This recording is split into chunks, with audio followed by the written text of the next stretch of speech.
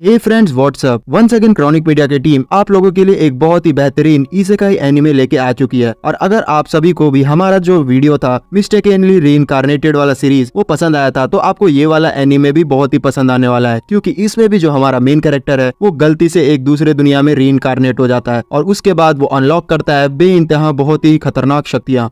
Video को start करने से पहले हम लोग थैंक्स कहना चाहेंगे मंजू विक्रम को फॉर ज्वाइनिंग आवर मेंबरशिप। अब चलिए आगे बढ़ते हैं। एनिमे के स्टार्टिंग में हमें एक दुनिया दिखाई जाती है जहाँ पे जो ह्यूमंस रहते हैं वो डेमी ह्यूमंस के साथ रहते हैं, लेकिन यहाँ पे अंतर ये रहता है कि जो डेमी ह्यूमंस है उन सभी को एकदम भी अच्छी तरीके से ट्रीट नहीं किया जा रहा होता है। जो इंसान रहते हैं वो उनसे जबरदस्ती एकदम काम करवाते हैं, लेकिन उन सभी को पैसे तक नहीं देते हैं। लेकिन उन सभी के बीच में जो हमारा मेन कैरेक्टर रहता है जिसका नाम होता है बनाजा, वो बहुत ही ज्यादा एकदम अच्छे दिल का होता है और वो डेमी ह्यूमन से जब भी काम लेता है तो वो उन सभी को अच्छी तरीके से पे भी किया करता है, जिसकी वजह से जितने भी लोग रहते हैं वो उसे बहुत ही अजीब नजरों से देखते हैं। और जो डेमी ह्यूमन थे वो भी उसे मना करते हैं उसे पैसा देने के लिए, लेकिन वो बात नहीं मानता है और उनके मेहनत का पैसा उन्हें देता है। इसी तरीके से जो डेमी ह्यूमंस थे वो बहुत ही अच्छी तरीके से उसके दोस्त बन जाते हैं और वो उनके बीच में बहुत ही ज्यादा फेमस भी हो जाता है। लेकिन एक समय की बात है जब अचानक से जो बोनाजा था उसके ऊपर एक बहुत ही तेज लाइट चमकती है और वो सीधा एक जगह टेलीपोर्ट हो जाता है और उसे पता भी नहीं चलता है। और सारे जितने भी लोग थे वो लोग देखते हैं कि जो बोनाजा था वो तो अचानक से कहीं गायब हो गया। फिर हमें बनाजा का सीन दिखाया जाता है जो कि एक दूसरी दुनिया में रीइंकार्नेट हो गया था और उसे भी समझ में नहीं आता है कि आखिरकार यहाँ पे वो क्या कर रहा है। लेकिन फिर वो ध्यान देता है तो सामने उसके बहुत सारे जो लोग रहते हैं वो खड़े रहते हैं और वो लोग बोल रहे होते हैं कि फाइनली जो हमारी दुनिया को बचाने वाले हीरो है वो यहाँ पे आ चुके हैं। और वो सारे लोग एकदम बनाजा के सामने झुक जाते हैं, जिसपे जो बनाजा था वो उन्हें बोलता है कि आप सभी से कुछ गलती हो गई है, यहाँ पे जो मैं आपका हीरो बिल्कुल भी नहीं हो सकता हूँ, क्योंकि मैं बहुत ही ज्यादा एकदम कमजोर इंसान हूँ। जिसपे वो लोग उसकी बात नहीं मानते हैं और उसका स्टेटस चेक करने लगते हैं। और जैसे ही वो लोग उसका स्टेटस चेक करते हैं तो वो भी एकदम शॉक्ड रह जाते हैं, क्योंकि जो बनाजा रहता है उसका जो स्टेटस रहता है वो बहुत ही ज्यादा एकदम लो लेवल का रहता है। उसके ज्यादातर जितने भी स्किल्स थे वो लेवल 1 के ही थे, जिस चीज को देख के वो लोग भी समझ जाते हैं कि जो बनाजा है वो गलती से यहाँ पे टेलीपोर्ट हो गया है और उसको तो यहाँ पे आना भी नहीं चाहिए था। जिस पे जो बनाजा था वो उनसे रिक्वेस्ट करता है कि उसको अपनी दुनिया में भेज दे, लेकिन उतने ही देर में वहाँ दूसरा एक इंसान को भी टेलीपोर्ट किया जाता है जो कि बहुत ही ज्यादा एकदम ताकतवर लग रहा होता है। और वो बनाजा के स्टैट्स को देख के उसका मजाक भी उड़ाने लगता है कि तुम सच में यहाँ पे अपने आप को हीरो बोल रहे हो, लेकिन तुम तो बिल्कुल भी अच्छे हीरो नहीं हो। उस दुनिया के जितने भी लोग थे वो उस हीरो की बहुत ही ज्यादा एकदम तारीफ करने लग जाते हैं, क्योंकि वो सच में बहुत ही ज्यादा एकदम ताकतवर था और उसके स्टैट्स भी बहुत ही अच्छे थे। इसी वजह से जो बनाजा रहता है उसकी रिक्वेस्ट कोई सुनता ही नहीं है और उसे इग्नोर कर दिया जाता है और उसे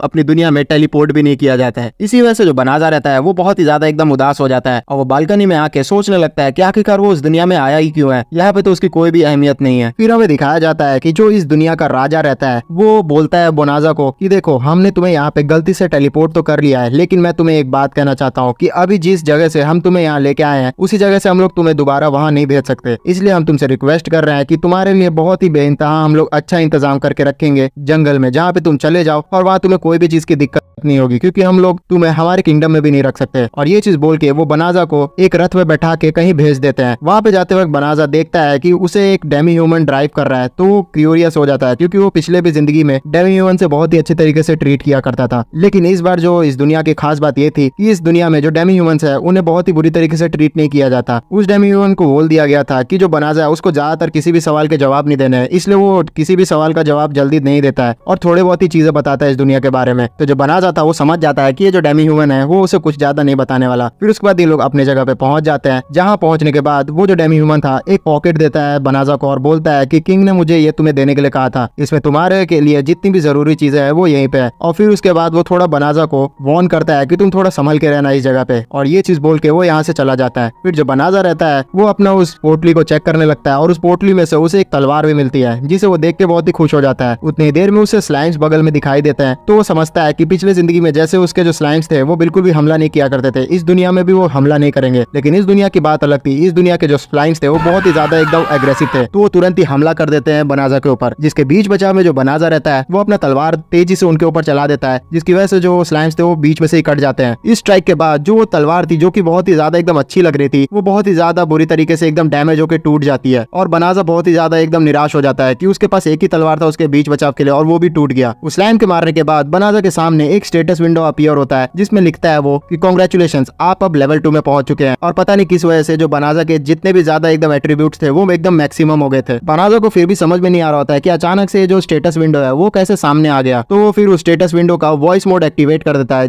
इसलिए जो उसका एडमिन रहता है वो सारी चीजें बनाजा को समझाना शुरू कर देता है। वो स्टेटस बनाजा को समझाता है कि देखिए, आपके पास एक ऐसी पावर आ चुकी है जिससे आप किसी भी मैजिक का यूज कर सकते हैं और आपकी जितने भी स्टैट्स है वो बहुत ही ज्यादा एकदम बढ़ चुके हैं। यहाँ वो जो सिस्टम रहता है वो बनाजा को ये नहीं बताता है कि उसकी स्टैट्स एकदम इन्फिनिटी पे जा चुके हैं। फिर वो जो सिस्टम था वो बताता है बनाजा को कि आपका जो ये पोटली आप लिए हुए हैं उसके ऊपर किसी ने मैजिक किया है, जिसकी वजह से जितने भी यहाँ डीमंस होंगे वो आपके ऊपर ही अट्रैक्ट होंगे अटैक करने के लिए। तो जो बनाजा था वो मन में सोचता है कि कहीं ये सारा उस राजा का चाल तो नहीं है, कहीं उन लोगों ने मुझे ये मरने के लिए तो नहीं भेजा है, इसलिए उन्होंने पोटली के ऊपर जादू कर दिया था और फिर साथ ही साथ मुझे एक खराब सी तलवार दे दी थी। लेकिन आखिरकार वो लोग ऐसा क्यों करना चाहेंगे? ये चीज बोलने के बाद जो उसका सिस्टम था वो उसकी पोटली में से वो मैजिक को हटा देता है। फिर बनाजा समझ जाता है कि यहाँ जो किंग है वो उसे मारना चाहता है, इसलिए वो डिसाइड करता है कि वो इसी जंगल में रहेगा और इस जंगल में आगे बढ़ने लग जाता है। लेकिन एक जगह पे जाके जो उसका सिस्टम था उसे मना करता है कि इस जंगल में मत जाइए, ये जंगल जो है इसके अंदर बहुत ही जहरीली गैस आपको मिलेगी। तो बनाजा बोलता है कि आखिरकार ऐसे कैसे हो सकता है? तो समझाता है कि इस जंगल के अंदर बहुत सारे डीमंस रहते हैं जो कि अपने ऊपर बहुत ही तगड़ी एकदम जहरीली गैस कवर करके रखते हैं, जिससे जो इंसान है वो बहुत ही अच्छी तरीके से मर सकते हैं। आपको इस जंगल में जाने से पहले इसे पूरी तरीके से एकदम प्योरीफाई करना होगा, जिसमें आपकी बहुत सारी एकदम एनर्जी खर्च होगी। जिसपे जो बनाजा था वो बोलता है कि मुझे इससे फर्क नहीं पड़ता, जल्द से जल्द इस जंगल को पूरा क्लियर कर दो। तो जो सिस्टम था उसके कहने के बाद पूरा जंगल पे बहुत ही तगड़ा स्पेल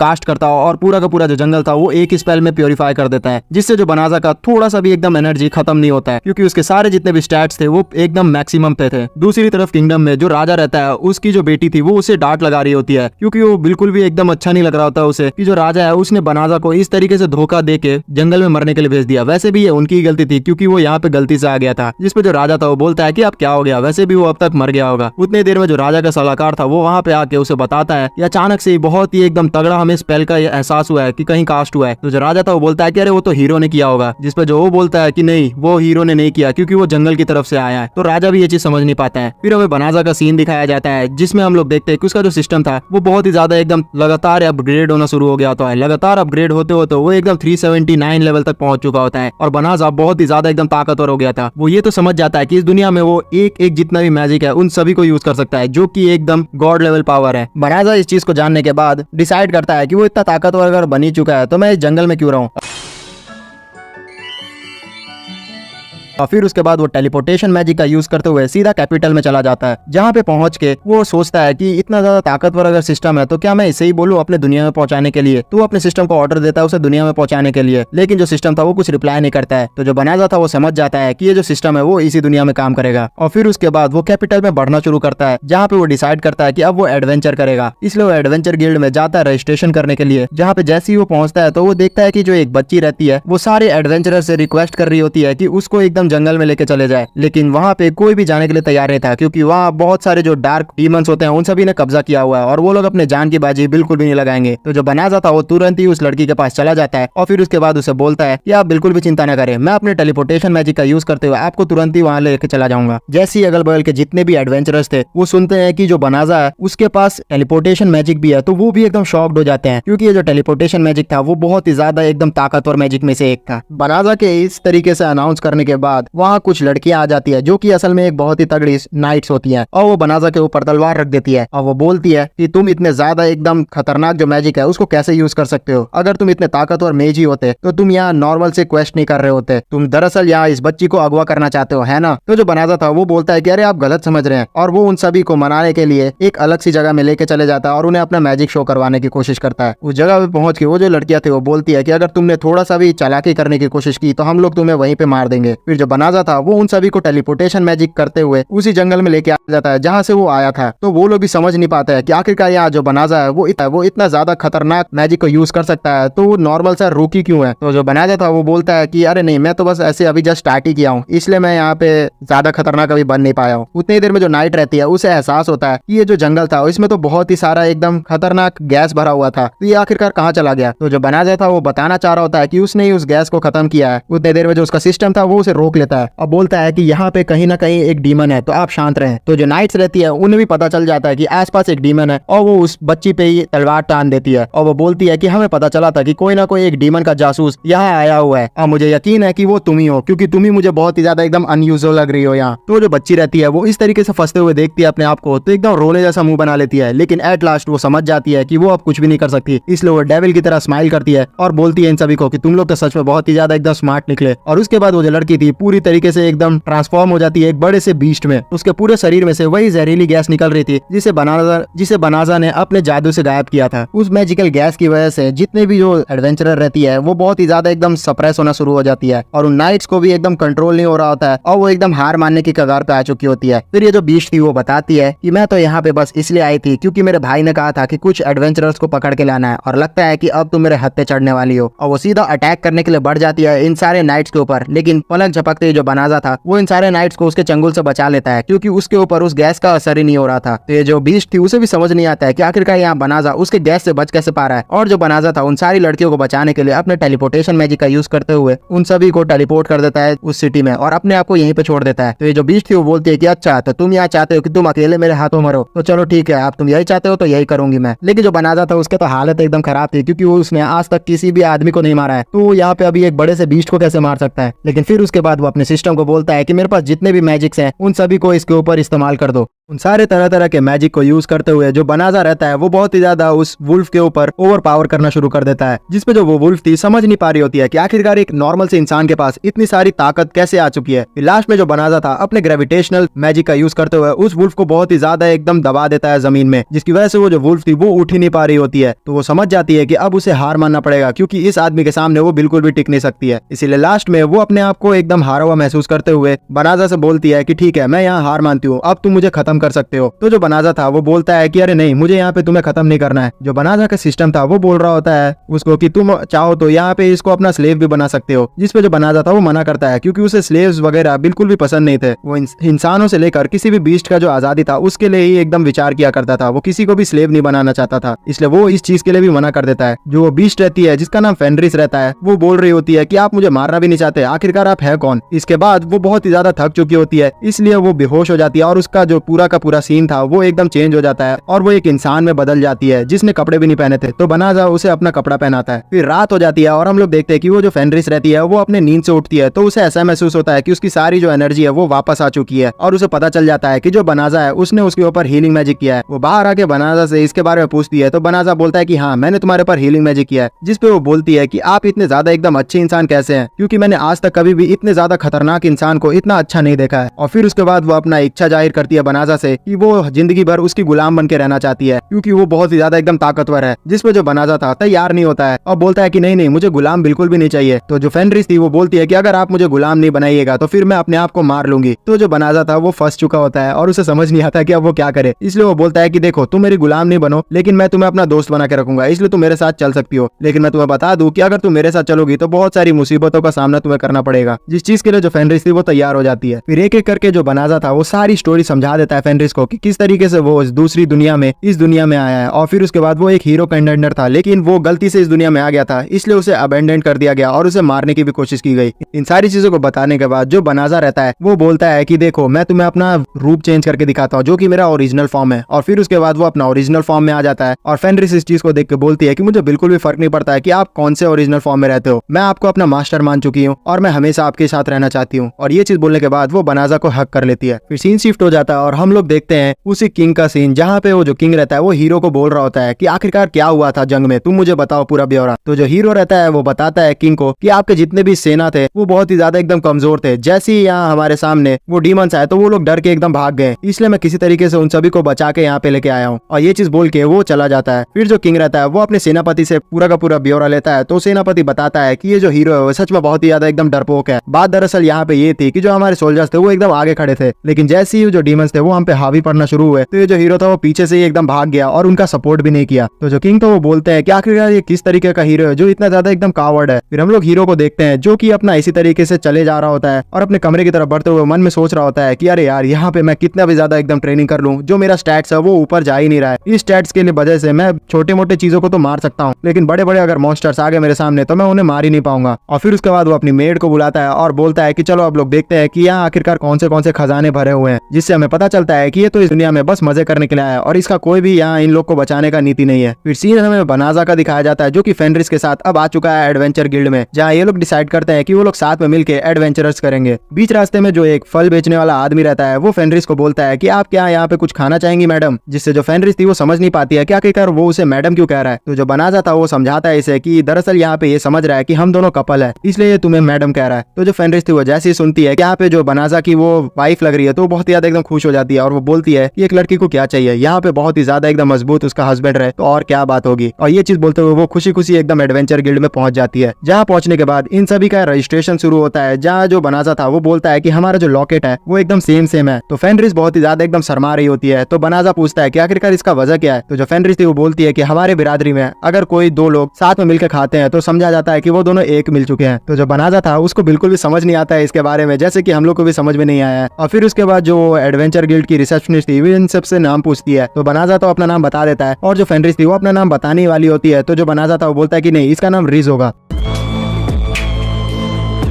फिर उसके बाद जो फेनरिस थी उसका रजिस्ट्रेशन हो गया होता है और बनाजा उसे बोल रहा होता है कि तुम अपना नया नाम बिल्कुल भी नहीं बता सकती हो, क्योंकि जैसे ही लोगों को पता चलेगा तुम्हारा नाम फेनरिस है तो वो तुम्हें पहचान लेंगे। जिससे वो माफी मांगती है उसके सामने और बोलती है कि ठीक है, मैं आज से अपना जो नाम है वो किसी के सामने नहीं बोलूंगी। उतनी देर में यहाँ पे एक नया जॉब लिस्टिंग हो जाती है जिसमें बताया जा रहा होता है कि ये बहुत ही ज्यादा एकदम खतरनाक जॉब है। दरअसल जो बियर्स रहते हैं वो टाउन की तरफ बढ़ते जा रहे होते हैं और जो भी इन्हें रोकेगा उसे बहुत ही तगड़े एकदम रिवॉर्ड्स मिलेंगे। दरअसल ये जो बियर्स रहते हैं वो बहुत ही ज्यादा एकदम ताकतवर होते हैं, इसलिए कोई भी एडवेंचरर अपनी जान की बाजी लगाना ही नहीं चाह रहा होता है। और इस मिशन को देख के जो बनाजा रहता है वो भी डिसाइड करता है कि वो भी इस मिशन को नहीं करेगा। लेकिन जो रीड्स रहती है वो बहुत ही ज्यादा एकदम फोर्स करने लग जाती है बनाजा को और बोलती है कि मैं बहुत ही ज्यादा एकदम ताकतवर डीमन में से एक थी, लेकिन आपने मुझे हरा दिया, तो बियर्स आपके सामने कुछ भी नहीं है। इसलिए बनाजा को इतना ज्यादा जिद करती है वो कि बनाजा चलने के लिए तैयार हो जाता है। फिर फाइनली ये लोग टेलीपोर्ट करके उस जगह पे पहुंच चुके होते हैं जहाँ पे वो सारे बियर्स एकदम उधम मचा रहे होते हैं। वहाँ पे पहुंच के जो फेनरिस रहती है वो बनाजा को बोलती है कि मैं जब भी आपके साथ घूमती हूँ तो मुझे ऐसा लगता है कि मैं पूरा जग जीत सकती हूँ, क्योंकि आप बहुत ही ज्यादा एकदम ताकतवर फील करवाते हैं मुझे, इतना कि मैं सोच रही हूँ कि मैं डीमन लॉर्ड को भी हरा सकती हूँ। ये सारी बकवास बातें वो कर ही रही होती है कि उतनी देर में इनके सामने दिखता है इन्हें कि वो जो सारी एडवेंचरर लड़कियां थी जो कि नाइट पहले दिखाई गई थी बनाजा को अटैक करते हुए, वो सारी बियर से एकदम घिर चुकी होती है और ऐसा लग रहा होता है कि इन सभी का गेम बजने वाला है, जिसपे फेनरिस बोलती है कि हम लोग को इन्हें छोड़ देना चाहिए। तो जो बनाजा था वो इस चीज के लिए तैयार नहीं होता है और इन सभी की मदद करने का डिसाइड करता है। फिर जैसे ही इनकी जो सबसे मस्कुलर एडवेंचरर रहती है उसके ऊपर बियर एकदम खत्म करने के लिए अटैक करने वाला होता है, तो बनाजा वहां पे आके सारे के सारे बियर्स के ऊपर एक थंडर स्ट्राइक कर देता है और ये थंडर स्ट्राइक इतनी ज्यादा मजबूत रहती है कि सारे के सारे बियर्स का गेम बच जाता है और सारी एडवेंचरस जो रहती है वो भी खुश हो जाती है इन सभी को देख के। उतनी देर में जो एक और बियर रहता है वो यहाँ अपीयर होता है और बहुत ही ज्यादा ताकतवर लग रहा होता है, लेकिन जो फेनरिस थी वो उसके ऊपर कूद के उसे खत्म कर देती है और फिर उसके बाद फ्लॉन्ट करती है अपने ताकत को और बोलती है कि ये तो बहुत ही ज्यादा एकदम कमजोर थे। फिर वो सारी एडवेंचरस बनाजा को थैंक्स कहती है और वो बोलती है कि सर आप यहाँ पे क्या कर रहे हैं, वैसे वहाँ पे उस दिन जो डीमन थी उसके साथ क्या हुआ था। इन सभी को पता नहीं होता है कि वो जो डीमन थी वो असल में फेनरिस ही है और जो बनाजा था वो बोलता है कि अरे मैंने उससे निपटा दिया था, तुम चिंता मत करो बिल्कुल भी। और फिर उसके बाद ये लड़कियां पूछती है कि ये लड़की आपके साथ कौन है। तो बनाजा बताता है कि ये तो मेरी कंपेनियन है। जिस चीज को सुन के जो फेनरिस थी वो मन में थोड़ी दुखी हो जाती है क्योंकि बनाजा ने उसे अपनी वाइफ की तरह इंट्रोड्यूस नहीं करवाया था। लेकिन अचानक से पीछे से जो एक बियर रहता है वो फेनरिस के ऊपर अटैक करने वाला होता है, लेकिन जो फेनरिस थी उसे पता चल जाता है और वो अपना डेथ स्टेयर जो रहता है उसी बियर को देती है, जिसकी वजह से जो वो बियर था वो डर के मारे एकदम जमीन पे गिर जाता है। फिर जो फेनरिस थी वो बोलती है कि ये जो बियर है वो बहुत ही ज्यादा एकदम कमजोर है, पता नहीं जो हीरो है वो इससे डरता क्यों है। और फिर उसके बाद वो बनाजा को बोलती है कि आप चाहे तो मास्टर इसे अपना कंपेनियन बना ले, जिसके बाद इसे लेके आप अगर घूमिएगा तो आपका बहुत ही ज्यादा रुतबा ऊपर हो जाएगा, क्योंकि इस बियर ने ही पूरे के पूरे हीरो के क्रू को हरा दिया था। तो सबको पता चल जाएगा कि आप बहुत ही ज्यादा एकदम ताकतवर है हीरो से। जिस चीज के लिए बनाजा तैयार नहीं होता और वो बोलता है कि मैं इतना ज्यादा एकदम शोर शराबा नहीं चाहता हूँ। और उसके बाद वो एक स्पेल पढ़ते हुए इसे अपना कंपेनियन बना लेता है। जो दूर खड़ी जितनी भी एडवेंचरस रहती है नाइट्स, वो बहुत ही ज्यादा एकदम डर चुकी होती है क्योंकि उन्हें समझ नहीं आ रहा होता है कि ये जो बनाजा है वो किस तरीके का आदमी है। इसने बहुत ही इजिली इतने ताकतवर जो बीस्ट है उसको अपने कब्जे में ले लिया और उसे अपना पेट बना लिया है। ये आखिरकार इंसान है या फिर कोई भगवान। फिर जो बनाजा रहता है उसने उस बियर का पूरा जो शेप रहता है उसे चेंज कर दिया रहता है और एक छोटे जानवर में उसे तब्दील कर दिया रहता है, जिसकी वजह से वो ज्यादातर लोगों का अपने ऊपर ध्यान नहीं खींचेगा। और वही जानवर फिर गोद में आ चुका होता है बनाजा के, जिसे देख के जो फेनरिस थी वो उसे जल रही होती है, क्योंकि वो जानवर बनाजा के गोद पे एंजॉय कर रहा होता है। इन सारे होलसम मूवमेंट पे ये जो नाइट्स रहती है वो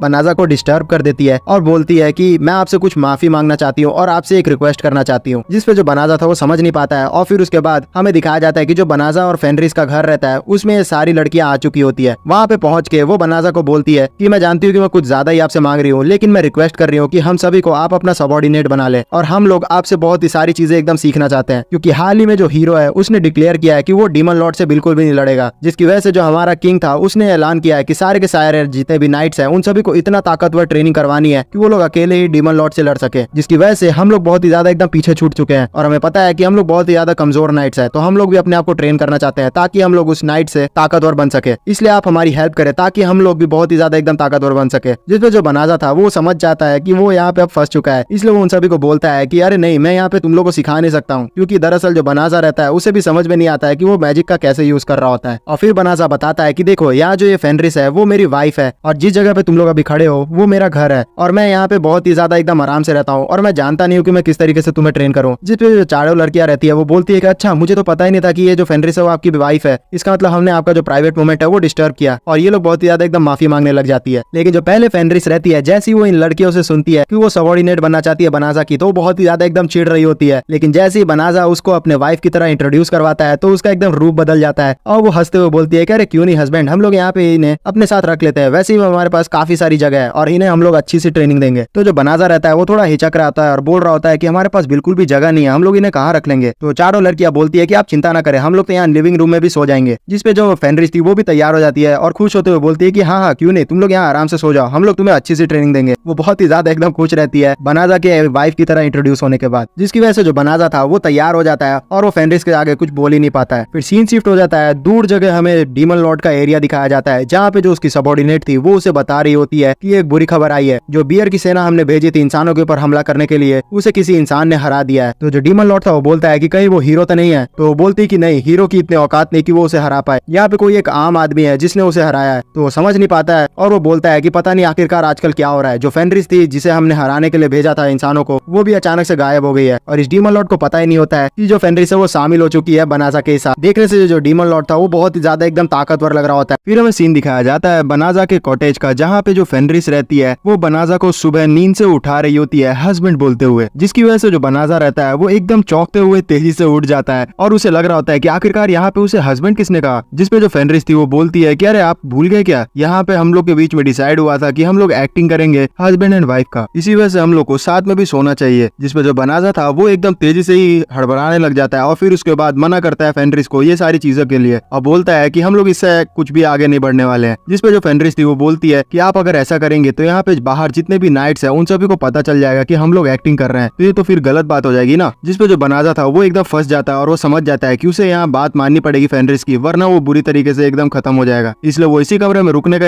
हाँ कह देता है, लेकिन साथ ही साथ यहाँ पे वो एक शर्त रखता है कि वो लोग को एकदम दूरी मेंटेन करके रखनी होगी। जिसपे जो फेनरिस थी वो मानती नहीं और वो बोलती है कि अच्छा ठीक है चलो कोई बात नहीं, लेकिन फिर भी मैं यहाँ पे आपका ड्रेस चेंज करने में आपको हेल्प कर देती हूँ। और फिर उसके बाद वो ड्रेस चेंज करने लग जाती है बनाजा का और उसी समय पे जो बारिरोसा रहती है वो वहाँ पे आ जाती है और वो जैसी इस सीन को देखती है तो वो कुछ और ही गलत समझ लेती है, इसलिए वो तेजी से शर्माते हुए यहाँ से बाहर निकल जाती है। और जो बनाजा था उसको लगता है कि यहाँ जो बारिरोसा है उसने कुछ गलत समझ लिया है और इसलिए वो एकदम और भी ज्यादा शर्मा जाता है। फिर हमें सीन दिखाया जाता है बारिरोसा और बाकी सारे जितने भी नाइट्स रहते हैं वो सारे एकदम अच्छी तरीके से बनाजा के अंडर में ट्रेनिंग कर रहे होते हैं और जो बनाजा रहता है उन सभी को सिखा रहा होता है कि किस तरीके से भी जो जानवर आते हैं उन सभी के सामने आप लोग अच्छी तरीके से अटैक कर सकते हैं। लेकिन ये जो सारे नाइट्स रहते हैं ये बहुत ही ज्यादा एकदम कमजोर रहते हैं, इसलिए इन्हें बहुत ही ज्यादा एकदम डिफिकल्टीज का सामना करना पड़ रहा होता है जितने भी बीस्ट आ रहे हैं उनको मारने में। लेकिन फिर भी ये किसी तरीके से अपनी ट्रेनिंग कंप्लीट करते हैं और फिर उसके बाद जो बनाजा रहता है वो अपने घर में आके इन सभी को इनका कमरा दिखाता है जहाँ पे अब ये लोग इनके साथ रुकेंगे, क्योंकि अब पूरी तरीके से जो ट्रेनिंग होगी इनकी बनाजा के अंडर होगी तो इन लोग को इनके साथ रुकना भी होगा। फिर उसके बाद इन सभी को खाते हुए हम लोग देखते हैं जहाँ पे जो फेनरिस रहती है वो बहुत ही ज्यादा एकदम मन से जितना भी मांस का टुकड़ा वो कलेक्ट करके लाई थी उन सभी को एकदम इनके सामने परोस देती है। लेकिन क्योंकि वो बीस्ट थी तो वो तो हमेशा कच्चा मांस ही खाया करती थी, इसलिए वो भी एक्सपेक्ट कर रही होती है कि जो सारे ह्यूमंस है वो भी कच्चा मांस ही खाएंगे उसके की तरह। लेकिन जिस पे ये चीज देखता है बनाजा तो वो बहुत ही ज्यादा एकदम डिस्गस्ट हो जाता है मन से और बोलता है कि अरे तुम पागल हो क्या, यहाँ पे हम लोग कच्चा मीट नहीं खा सकते। और फिर उसके बाद वो बोलता है कि तुम चिंता मत करो, मैं यहाँ पे इस सारे जो मीट्स है उनको दोबारा से पका दूंगा। जिसके लिए जो बारीरोसा रहती है वो भी उसकी मदद करने के लिए तैयार हो जाती है और बोलती है कि भले ही मैं एक नाइट फैमिली से आती हूँ, लेकिन मेरा जो फैमिली था वो उतना ज्यादा अमीर नहीं था, इसलिए हमें खुद से ही खाना बनाना पड़ता था, इसलिए मुझे खाना बनाने आता है। और फिर उसके बाद बारीरोसा और बनाजा साथ में मिलकर खाना बना लेते हैं और उन सभी को परोस देते हैं। जिसपे जो फेनरिस रहती है वो थोड़ा मुंह बना रहती है और बोलती है कि अरे यार, यहाँ पे ये जो ह्यूमंस है उन्होंने पका के खाना बनाया है, जबकि यहाँ पे हम लोग डायरेक्टली एकदम कच्चा खा जाते हैं, पता नहीं क्या ही खास बात होगी। लेकिन बनाजा ने ये खाना बनाया था इसलिए वो उसको ट्राई करती है और वो जैसे ही मीट खाती है पहली बार पका हुआ तो वो बहुत ही ज्यादा एकदम खुश हो जाती है। उसने आज से पहले इतना ज्यादा एकदम स्वादिष्ट खाना कभी नहीं खाया था, तो वो थोड़ा सा एकदम नॉर्मल रिएक्शन देती है क्योंकि वो चाहती नहीं थी कि जो बारीरोसा है उसका थोड़ा मन बढ़ जाए। और फिर उसके बाद वो बोलती है कि चलो ठीक है, अगले दिन से मैं ही खाना बनाऊंगी, तुम नहीं बनाओगी। वो ये जान रही थी कि वो खाना नहीं बना सकती है, फिर भी वो बारीरोसा को बनाजा के सामने ज्यादा अच्छा प्रिटेंड नहीं करने देना चाहती थी, इसलिए उसने डिसाइड किया था कि वो अब और भी ज्यादा एकदम अच्छा खाना बनाएगी। फिर सीन शिफ्ट हो जाता है और हमें एडवेंचर गिल्ड का सीन दिखाया जाता है जहाँ पे जो बनाजा रहता है उसने जितना भी एकदम जानवरों को मारा था उन सभी को वहाँ लेके आ जाता है, उन सभी को बेचने के लिए। जितने भी एडवेंचरर्स रहते हैं वो बहुत ही ज्यादा एकदम शॉक्ड हो जाते हैं क्योंकि ये जो बनाजा है वो अभी हाल ही में एडवेंचरिंग करना शुरू किया है और आते ही इसने बहुत ही ज्यादा एकदम खतरनाक मॉन्स्टर्स को मारना शुरू कर दिया है, जिसकी वजह से फेमस भी होना शुरू हो जाता है। फिर जो फेनरिस रहती है इन सारे सामान को बेचने के बाद बोलती है बनाजा को कि मैं यहाँ से थोड़ा अपना कुछ पर्सनल काम करने के लिए जाना चाहती हूँ। जिसपे जो बनाजा था वो बोलता है कि अरे चलो मैं तुम्हारे साथ चलता हूँ, तुम बिल्कुल चिंता मत करो। जिसके लिए जो बनाजा था वो तो बहुत ही ज्यादा खुश लग रहा था, लेकिन जो फेनरिस थी वो तैयार नहीं थी। उतनी देर में वहाँ एक एडवेंचर गिल्ड का टॉप ऑफिशियल आता है और बनाजा को बोलता है कि आपसे मैं कुछ देर बात करना चाहता हूँ। जिसके लिए जो बनाजा था वो तैयार हो जाता है और फिर जो फेनरिस थी वो अपना पर्सनल काम करने के लिए वहाँ से चली जाती है। फिर हमें सीन दिखाया जाता है बनाजा और उस टॉप ऑफिशियल का, जहाँ पे वो जो टॉप ऑफिशियल था वो बोलता है कि देखिए आपने हाल ही में बहुत ही ज्यादा एकदम अच्छे काम किए हैं एडवेंचर के तौर पे, और आपकी जो ताकत है उसको एक किंग भी एडमायर कर रहे हैं, इसलिए हम चाहते हैं कि आप हमारी जो टीम है वो ज्वाइन कर ले। किंग ने आपको ऑफर किया है कि वो आपको हीरो के अंडर वाली जो टीम है उसके अंदर ज्वाइन करवाएंगे और आप बहुत ही ज्यादा ताकतवर हैं, इसलिए आपको बहुत ही सारे अच्छे पर्क्स भी दिए जाएंगे। तो इन सारे ऑफर्स को सुन के जो बनाजा था वो थोड़ा एकदम सोचने लगता है और फिर बोलता है कि जो मॉन्स्टर्स है उनके साथ मेरा कोई निजी दुश्मनी तो नहीं है, और ऊपर से जो फेनरिस है वो भी तो एक मॉन्स्टर ही है, लेकिन उसने कभी मेरे साथ बुरा नहीं करने का सोचा है अभी तक। और रही बात उस हीरो के अंडर काम करने की, तो उस कमीने के अंडर मैं तो बिल्कुल भी काम नहीं करने वाला, इसलिए वो डायरेक्टली उस आदमी को इस ऑफर के लिए मना कर देता है। फिर उसके बाद जो बनाजा रहता है वो आ जाता है दोबारा से फेनरिस से मिलने के लिए, जहाँ पे जो फेनरिस थी वो अपना पर्सनल काम करके यहाँ पे आ रही होती है और उसकी हालत देखने से वो बहुत ही ज्यादा एकदम अजीब लग रही होती है। उसके सारे जो कपड़े थे काफी गंदे हो चुके थे और उसके बाल भी पूरे गंदे हो चुके थे और वो थकी लग रही थी। तो जो बनाजा था उससे पूछता है कि आखिरकार तुम कहाँ गई थी, जिस पे जो फेनरिस उससे बोलती है कि अरे कुछ नहीं, मैं तो ऐसे कुछ काम कर रही थी। लेकिन हमें बताया जाता है कि जो फेनरिस थी वो तो असल में कुकिंग क्लासेस ले रही थी, क्योंकि वो चाहती थी कि जो बनाजा है वो उसे बहुत ही अच्छा एकदम वाइफ माने, और इसलिए वो कुकिंग क्लासेस लेना शुरू कर गई थी कि जो बारीरोसा है वो उससे आगे ना निकल जाए। और उसका जो पहला दिन था कुकिंग क्लासेस का वो बहुत ही ज्यादा एकदम हार्ड बीता था, इसलिए वो सोच रही थी कि जो कुकिंग है वो बहुत ही ज्यादा एकदम हार्ड है, जितना वो सोचती है उससे भी। फिर सीन शिफ्ट होता है और हम लोग हीरो का भी सीन देखते हैं, जहाँ पे जो हीरो था वो अपना काम को छोड़ के बहुत ही ज्यादा एकदम एंजॉय कर रहा होता है सारी लड़कियों के बीच में। वहाँ जो उनकी सर्वेंट रहती है वो उन सभी को सजेस्ट करती है कि देखो यहाँ पे अभी हमें पता चला है कि एक एडवेंचर गिल्ड में बहुत ही ताकतवर एक एडवेंचरर आया है, और अगर वो आपकी टीम में ज्वाइन हो जाता है तो आपके लिए बहुत ही ज्यादा एकदम अच्छा हो जाएगा। जिसपे जो हीरो था वो भी एकदम खुश होता है और बोलता है जल्दी से जाके उस एडवेंचरर को मेरा जो ऑफर है वो दो,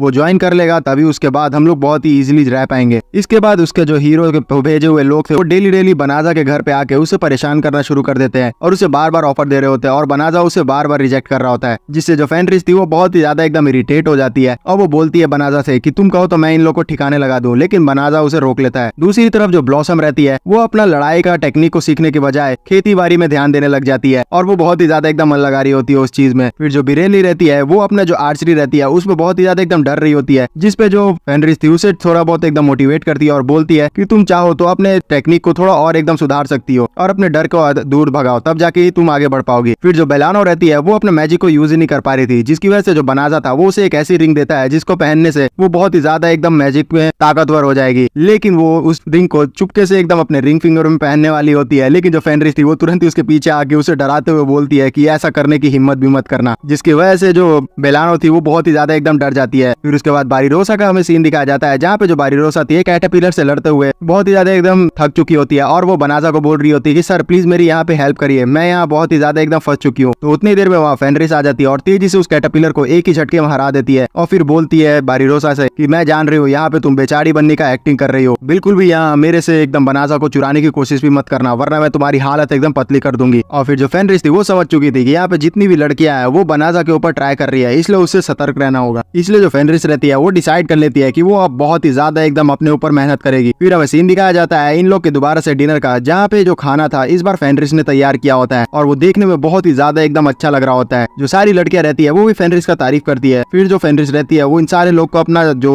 सीक्रेट रहता है वो बताती है कि जब भी जो बनाजा था वो चुपके से अपना काम करने जाता था तो फिर वो भी अपना जो कुकिंग क्लासेस थी उसको लिया करती थी, जिसकी वजह से आज उसकी जो कुकिंग स्किल्स है वो बहुत ही ज्यादा एकदम अच्छी हो चुकी है। जो बनाजा रहता है उसको भी उसके जो खाना था वो बहुत ही ज्यादा एकदम टेस्टी लगता है। इन सारे लोगों को खाते हुए देखते हुए दूर से एक जो बीच थी वो देख रही होती है और वो सोच रही होती है कि आखिरकार ये जो फेनरिस है वो इतनी ज्यादा एकदम पोलाइट क्यों हो रही है इस ह्यूमन के साथ। और वैसे भी मैं जहाँ तक जानती हूँ कि ये जो फेनरिस थी वो इतनी पोलाइट थी नहीं। उतनी देर में जो फेनरिस थी वो उसके पीछे आ जाती है और बोलती है कि तुम यहाँ मेरा पीछा क्यों कर रही हो। असल में ये जो लड़की रहती है उसका नाम रहता है ओलिमिनास और ये फेनरिस की बहन होती है। फिर जो फेनरिस थी वो ओलिमिनास को यहाँ सबके सामने लेके आ जाती है, जहाँ जो ओलिमिनास थी वो चाय पीते हुए फेनरिस से बोलती है मन में सोचते हुए कि आखिरकार ये जो फेनरिस है वो इतनी शांत क्यों, मुझे समझ ही नहीं आ रहा है। तो जो फेनरिस रहती है वो बताती है अपनी बहन को कि यहाँ मिलो मेरे हस्बैंड से, यहाँ मैंने इनसे शादी कर ली है। जिसपे जो ओलिमिनास थी और भी ज्यादा एकदम शॉक्ड हो जाती है और बोलती है कि तुमने एक इंसान से शादी कर ली। तो फिर वो जानना चाह रही होती है कि आखिरकार इस इंसान में ऐसा खास क्या है। तो वो अपना स्टैट्स चेक करने वाली टेक्निक यूज करती है बनाजा के ऊपर, लेकिन वो उसके स्टैट्स ही नहीं देख पा रही होती है। इसलिए वो थोड़ी टेंशन में आ रही होती है कि आखिरकार ये जो बनाजा है वो आखिरकार है कौन। फिर वो पूछती है बनाजा से कि आखिरकार ये जो जगह था यहाँ पे बहुत सारे एकदम मॉन्स्टर्स हुआ करते थे, तो ये जगह इतनी साफ कैसे हो गई। तो जो बनाजा था वो बोलता है कि अच्छा वो तो मैंने यहाँ पूरे तरह से एकदम जो प्यूरिफिकेशन मैजिक है उसे स्पेल कर दिया था, इसलिए जगह पूरी तरीके से साफ हो गई। तो जो ओलिमिनास थी उसे पता चलता है कि जो इस जगह में प्यूरिफिकेशन मैजिक हुई है उसे बनाजा ने किया है। तो वो बोलती है कि अच्छा तो ये तुम ही थे जिसने हमारे दोस्तों को मार दिया है। फिर उसके बाद वो फेनरिस को बोलती है कि फेनरिस तुम्हें तो पता ही है ना कि यहाँ वो जो सारे मॉन्स्टर्स मरे थे उसमें तुम्हारा भाई भी था, तो इसका मतलब तुम्हारे भाई का खून ही ये बनाजा ही है, फिर भी तुम इसके साथ रह रही हो। तो जो बनाजा था उसे बिल्कुल भी नहीं पता था कि उसने फेनरिस के भाई को मारा हुआ है। तो वो उससे पूछता है कि क्या ये सच बोल रही है फेनरिस। जिस पे जो फेनरिस थी वो बहुत ही ज्यादा एकदम नाराज होते हुए बोलती है बनाजा से कि हाँ मैं शुरू से ही जान रही थी कि आपने मेरे भाई को मारा है, लेकिन मैं इसके लिए बिल्कुल भी आपसे गुस्सा नहीं हूँ, क्योंकि जो मेरा भाई था वो असल में मारा गया है क्योंकि वो कमजोर था, कि वो बहुत ही ज्यादा एकदम कमजोर है। और अगर वो अभी भी जिंदा रहता तो वो इसी गम में मर जाता कि वो बहुत ही ज्यादा एकदम कमजोर है। और वैसे भी मैं आपके साथ इसलिए हूँ क्योंकि आप बहुत ही ज्यादा एकदम ताकतवर हैं और मैंने आपको अपने दिल से मास्टर मान लिया है, इसलिए मैं कभी भी आपको अब धोखा नहीं देने वाली हूँ। तो इस तरीके से एकदम भरत मिलाप देखती है ओलिमिनास, तो वो भी समझ जाती है कि वो फेनरिस को बिल्कुल भी अब अपने चंगुल में नहीं फंसा सकती है, इसलिए वो डिसाइड कर लेती है कि वो देखेगी कि जो बनाजा है वो आखिरकार कितना ज्यादा एकदम ताकतवर है। तो वो चैलेंज कर देती है बनाजा को और बोलती है कि मैं तुम्हें यहाँ मारने के लिए चैलेंज कर रही हूँ, मैं बस टेस्ट करना चाहती हूँ कि आखिरकार जो मेरी बहन का हस्बैंड है वो कितना ज्यादा एकदम ताकतवर है। तो जो फेनरिस थी वो समझ चुकी होती है क्योंकि वो उसकी बहन रहती है, इसलिए उसको सारे टैक्टिक्स पता रहते हैं। तो वो बोलती है कि तुम यहाँ फंसा के मेरे हस्बैंड पे चोट पहुंचाना चाह रही हो, मैं ऐसा बिल्कुल भी नहीं होने दूंगी। जिसके लिए जो बनाजा था वो बीच में आता है और बोलता है कि अरे तुम चिंता मत करो, मैं यहाँ इसे संभाल लूंगा। फिर हमें फाइट दिखाई जाती है 1v1 बनाजा और ओलिमिनास के बीच में, जहाँ जो ओलिमिनास रहती है वो बोलती है कि अब मैं अपने दिखाऊंगी तुम्हें ताकत और मैं टेस्ट करूंगी कि तुम कितने ज्यादा एकदम ताकतवर हो। और वो एक जबरदस्त जो स्पेल रहता है वो बनाजा के ऊपर कर देती है, लेकिन ये तो उसका एक छलावा रहता है, वो असली स्पेल जो रहता है वो जमीन के अंदर से कर रही होती है। लेकिन जो बनाजा था उसे बिल्कुल भी इससे फर्क नहीं पड़ता और वो एक चुटकी बजाते हुए उसका जो तगड़ा मैजिक था उसे एकदम तोड़ देता है। और फिर उसके बाद वो एक मैजिक स्पेल क्रिएट करता है और बोलता है कि तुम मुझ पे चोट पहुंचाती तो मैं सह लेता, लेकिन तुमने फेनरिस के ऊपर चोट पहुंचाने का सोचा है। और ये बोल के वो बहुत ही तगड़ा एकदम स्पेल उसके ऊपर करता है, जिसकी वजह से वो फंस जाती है। तो वो अपनी फाइनली हार मान लेती है। दूसरी तरफ जो जितनी नाइट्स थी उन सभी का एकदम हालत खराब हो चुका होता है ये जानने के बाद कि जिस लड़की को ये लोग अभी तक एक नॉर्मल लड़की समझ रहे थे। फिर हमें दोबारा से सीन दिखाया जाता है बनाजा और फेनरिस का, जहाँ पे जो फेनरिस थी वो बोल रही होती है बनाजा से कि मैं माफी चाहती हूँ कि जो मेरी बहन है उसने बहुत ही ज्यादा एकदम मुसीबतों का सामना करवाया आपको। जिसपे जो बनाजा था वो बोलता है कि मुझे इससे कोई भी प्रॉब्लम नहीं है। और बनाजा के मन में तो बस यही चल रहा होता है कि किस तरीके से जो ओलिमिनास थी उसने डायरेक्टली बोल दिया था बनाजा को कि यही जो आदमी है उसने ही हमारे भाई बहन का खून किया है, और उसे एक तरह से गिल्ट लग रहा होता है कि उसने फेनरिस का जो भाई है उसको जान से मार दिया है। जिसपे जो फेनरिस थी वो समझ जाती है और वो बोलती है कि देखिए मेरे को बिल्कुल भी एकदम यहाँ पे कोई भी प्रॉब्लम नहीं है जो भी आपने किया है, और आपकी इसमें कोई भी गलती नहीं थी। और ये चीज बोल के वो उसे कंसोल करती है। दूसरी तरफ हम लोग चारों नाइट को देखते हैं जो कि बहुत ही ज्यादा एकदम खुश हो रहे होते हैं ब्लॉसम के स्टैट्स को देख के, क्योंकि उसके ऊपर अब ड्रैगन स्लेयर का टाइटल आ चुका होता है। फिर वहाँ जो बारीरोसा थी वो डिसाइड करती है कि वो जा रही है ट्रेनिंग को करने के लिए, और फिर वो वहाँ से एकदम निकल जाती है। इसको देखते हुए सारी जो नाइट्स रहती है वो बात करती है कि जो बारीरोसा है वो बहुत ही ज्यादा एकदम ताकतवर नाइट बनेगी आगे चल के, क्योंकि ये बहुत ही ज्यादा एकदम ट्रेनिंग किया करती है। लेकिन जो बारीरोसा थी उसका तो कुछ और ही बात था, वो बहुत ही ज्यादा एकदम इमोशनल थी और रो रही थी, क्योंकि वो भी वो ड्रैगन स्लेयर का टाइटल चाहती थी। इस दुनिया में किसी को भी अगर ड्रैगन स्लेयर का टाइटल मिल जाता है तो उसका औहदा ऑटोमेटिक ही बड़ा हो जाता है। और क्योंकि जो बारीरोसा है वो एक रॉयल फैमिली से आती है, लेकिन उसका जो रॉयल फैमिली था वो उसका स्टेटस बहुत ही ज्यादा एकदम लो था और ये भी बहुत ही ज्यादा एकदम ताकतवर नहीं है। इसी कारण से उसे हमेशा से एकदम प्रॉब्लम का सामना करना पड़ा है और वो चाहती है कि वो इतनी ताकतवर बने कि वो अपनी फैमिली का जो स्टेटस है उसे थोड़ा अप कर पाए। और अगर ड्रैगन स्लेयर का टाइटल उसे मिल जाता तो वो ये चीज कर पाती, इसलिए वो बहुत ज्यादा इमोशनल हो रही होती है कि उतनी ही देर में वहाँ पे एक आदमी आ जाता है जो कि बारिरोसा को टोकता है और बोलता है कि हे, मैं यहाँ पे तुमसे अपनी शिष्य के बारे में पूछना चाहता हूँ जो कि यहीं पे रहती है, उसका नाम फेनरिस है, क्या तुम जानती हो उसे? तो जो बारिरोसा थी वो देखती है कि ये जो आदमी है वो फेनरिस को अपना शिष्य बता रहा है, तो वो तुरंत ही उसके ऊपर तलवार टान देती है और बोलती है कि मैं जान चुकी हूँ कि तुम डीमन सेना से हो, लेकिन तुम यहाँ पे जो भी चीज करने के लिए आए हो तो मैं तुम्हें बता दूं कि वो चीज तुम कर नहीं पाओगे, क्योंकि जो फेनरिस है वो अब हमारे साथ ज्वाइन हो चुकी है। तो जो आदमी था वो बोलता है कि अरे तुम टेंशन मत लो, यहाँ पे मैं बस वहाँ जो फेनरिस है उससे बात करना चाहता हूँ, लेकिन फिर भी अगर तुम मुझसे मिलना नहीं देना चाहती उसे तो मैं तुम्हें बताता हूँ कि मेरा नाम यहाँ गायलू है और उसे बता देना कि मैं यहाँ आया हुआ था और मैं उससे मिलना चाहता था। और ये चीज बोल के वो यहाँ से चला जाता है। उतनी देर में यहाँ जो बनाजा और रहती है और फेनरिस रहते हैं वो भी आ जाते हैं और फिर वो बोलते हैं बारिरोसा को कि तुम ठीक तो हो ना,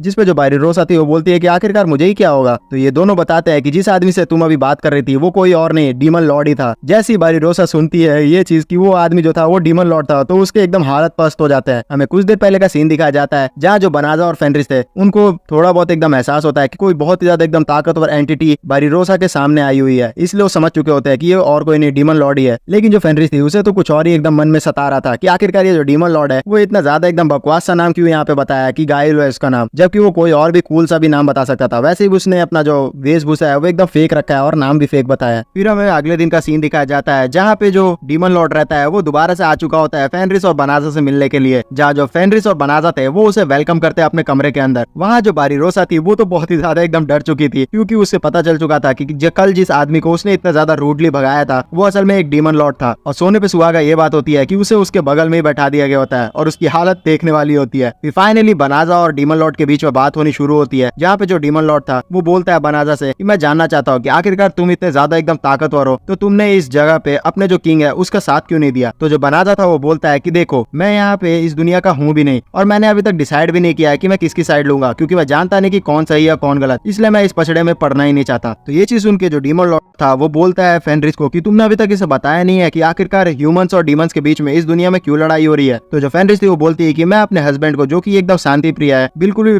परेशान नहीं करना चाहती थी, क्योंकि इन्हें लड़ाई झगड़ा बिल्कुल भी पसंद नहीं, इसलिए मैंने इन्हें कुछ बताया ही नहीं। तो जो डीमन लॉर्ड था वो बताता है बनाजा को कि देखो इस दुनिया में इंसानों और डीमंस के बीच में इसलिए लड़ाई हो रही है क्योंकि सैकड़ों साल पहले जो हमारे पहले डीमन लॉर्ड थे वो भी तुम्हारी तरह दूसरी दुनिया से आए थे और उन्होंने ही डिसाइड किया था कि जो वो है वो पूरी दुनिया पे एकदम कंट्रोल करेंगे, क्योंकि वो बहुत ही ज्यादा एकदम ताकतवर थे। इसी कारण से हमारा जो लेगेसी है वो पास डाउन होते रहा और ह्यूमंस और डीमंस के बीच में लड़ाई एकदम लगातार होती रही है। और ये सारी चीजें बोलते हुए वो अपनी ताकत को भी शो कर रहा होता है और बनाजा को ऑफर करता है कि तुम मेरे टीम को ज्वाइन कर लो, जिसपे जो बनाजा था वो उसे मना कर देता है, जिससे जो डीमन लॉर्ड था वो बोलता है कि अच्छा तो इसी तरह से तुमने अपने किंग को भी मना किया था, और वो हंसते हुए यहाँ से उन सभी को थैंक्स करके चला जाता है। वो जाते जाते ये भी बोलता है कि तुम नहीं तो मेरे को यहाँ पे एक अच्छा कंटेंडर लग रहा है जो कि मेरी डीमन सेना को ज्वाइन कर सकता है, और वो बारिरोसा की तरफ इशारा कर रहा होता है। और जो बारिरोसा थी वो बहुत ही ज्यादा एकदम डर चुकी होती है इतने ज्यादा एकदम किलिंग इंटेंट को देख के डीमन लॉर्ड की तरफ से। इसी वजह से वो वहीं पे एकदम बेहोश हो जाती है और उसका जो आंख था वो सीधा अगले दिन ही खुलता है। जैसे ही बारिरोसा का नींद खुलता है तो वो नीचे आती है डिनर करने के टेबल पे, जहाँ पे वो जैसे ही देखती है कि इसके जो सारे टीममेट थे वो भी कुछ चीज को एकदम छुप के देख रहे होते हैं, और वो बारिरोसा को भी बोलते हैं कि तुम एकदम छुप के यहाँ पे देखो। तो जो बारिरोसा थी वो जैसे ही देखती है तो और भी ज्यादा एकदम शॉक्ड हो जाती है, क्योंकि उसे पता चलता है कि जो डीमन लॉर्ड है वो यहाँ उनके साथ नाश्ता करने के लिए आया हुआ रहता है और वो खाना खाते हुए बहुत ही ज्यादा एकदम खुश हो रहा होता है। जिसपे जो बारिरोसा थी वो बहुत ही ज्यादा एकदम डर चुकी होती है दोबारा से और बोलती है कि मैं इस तरीके से नाश्ता नहीं कर सकती, और वो ड्रेस करने के बहाना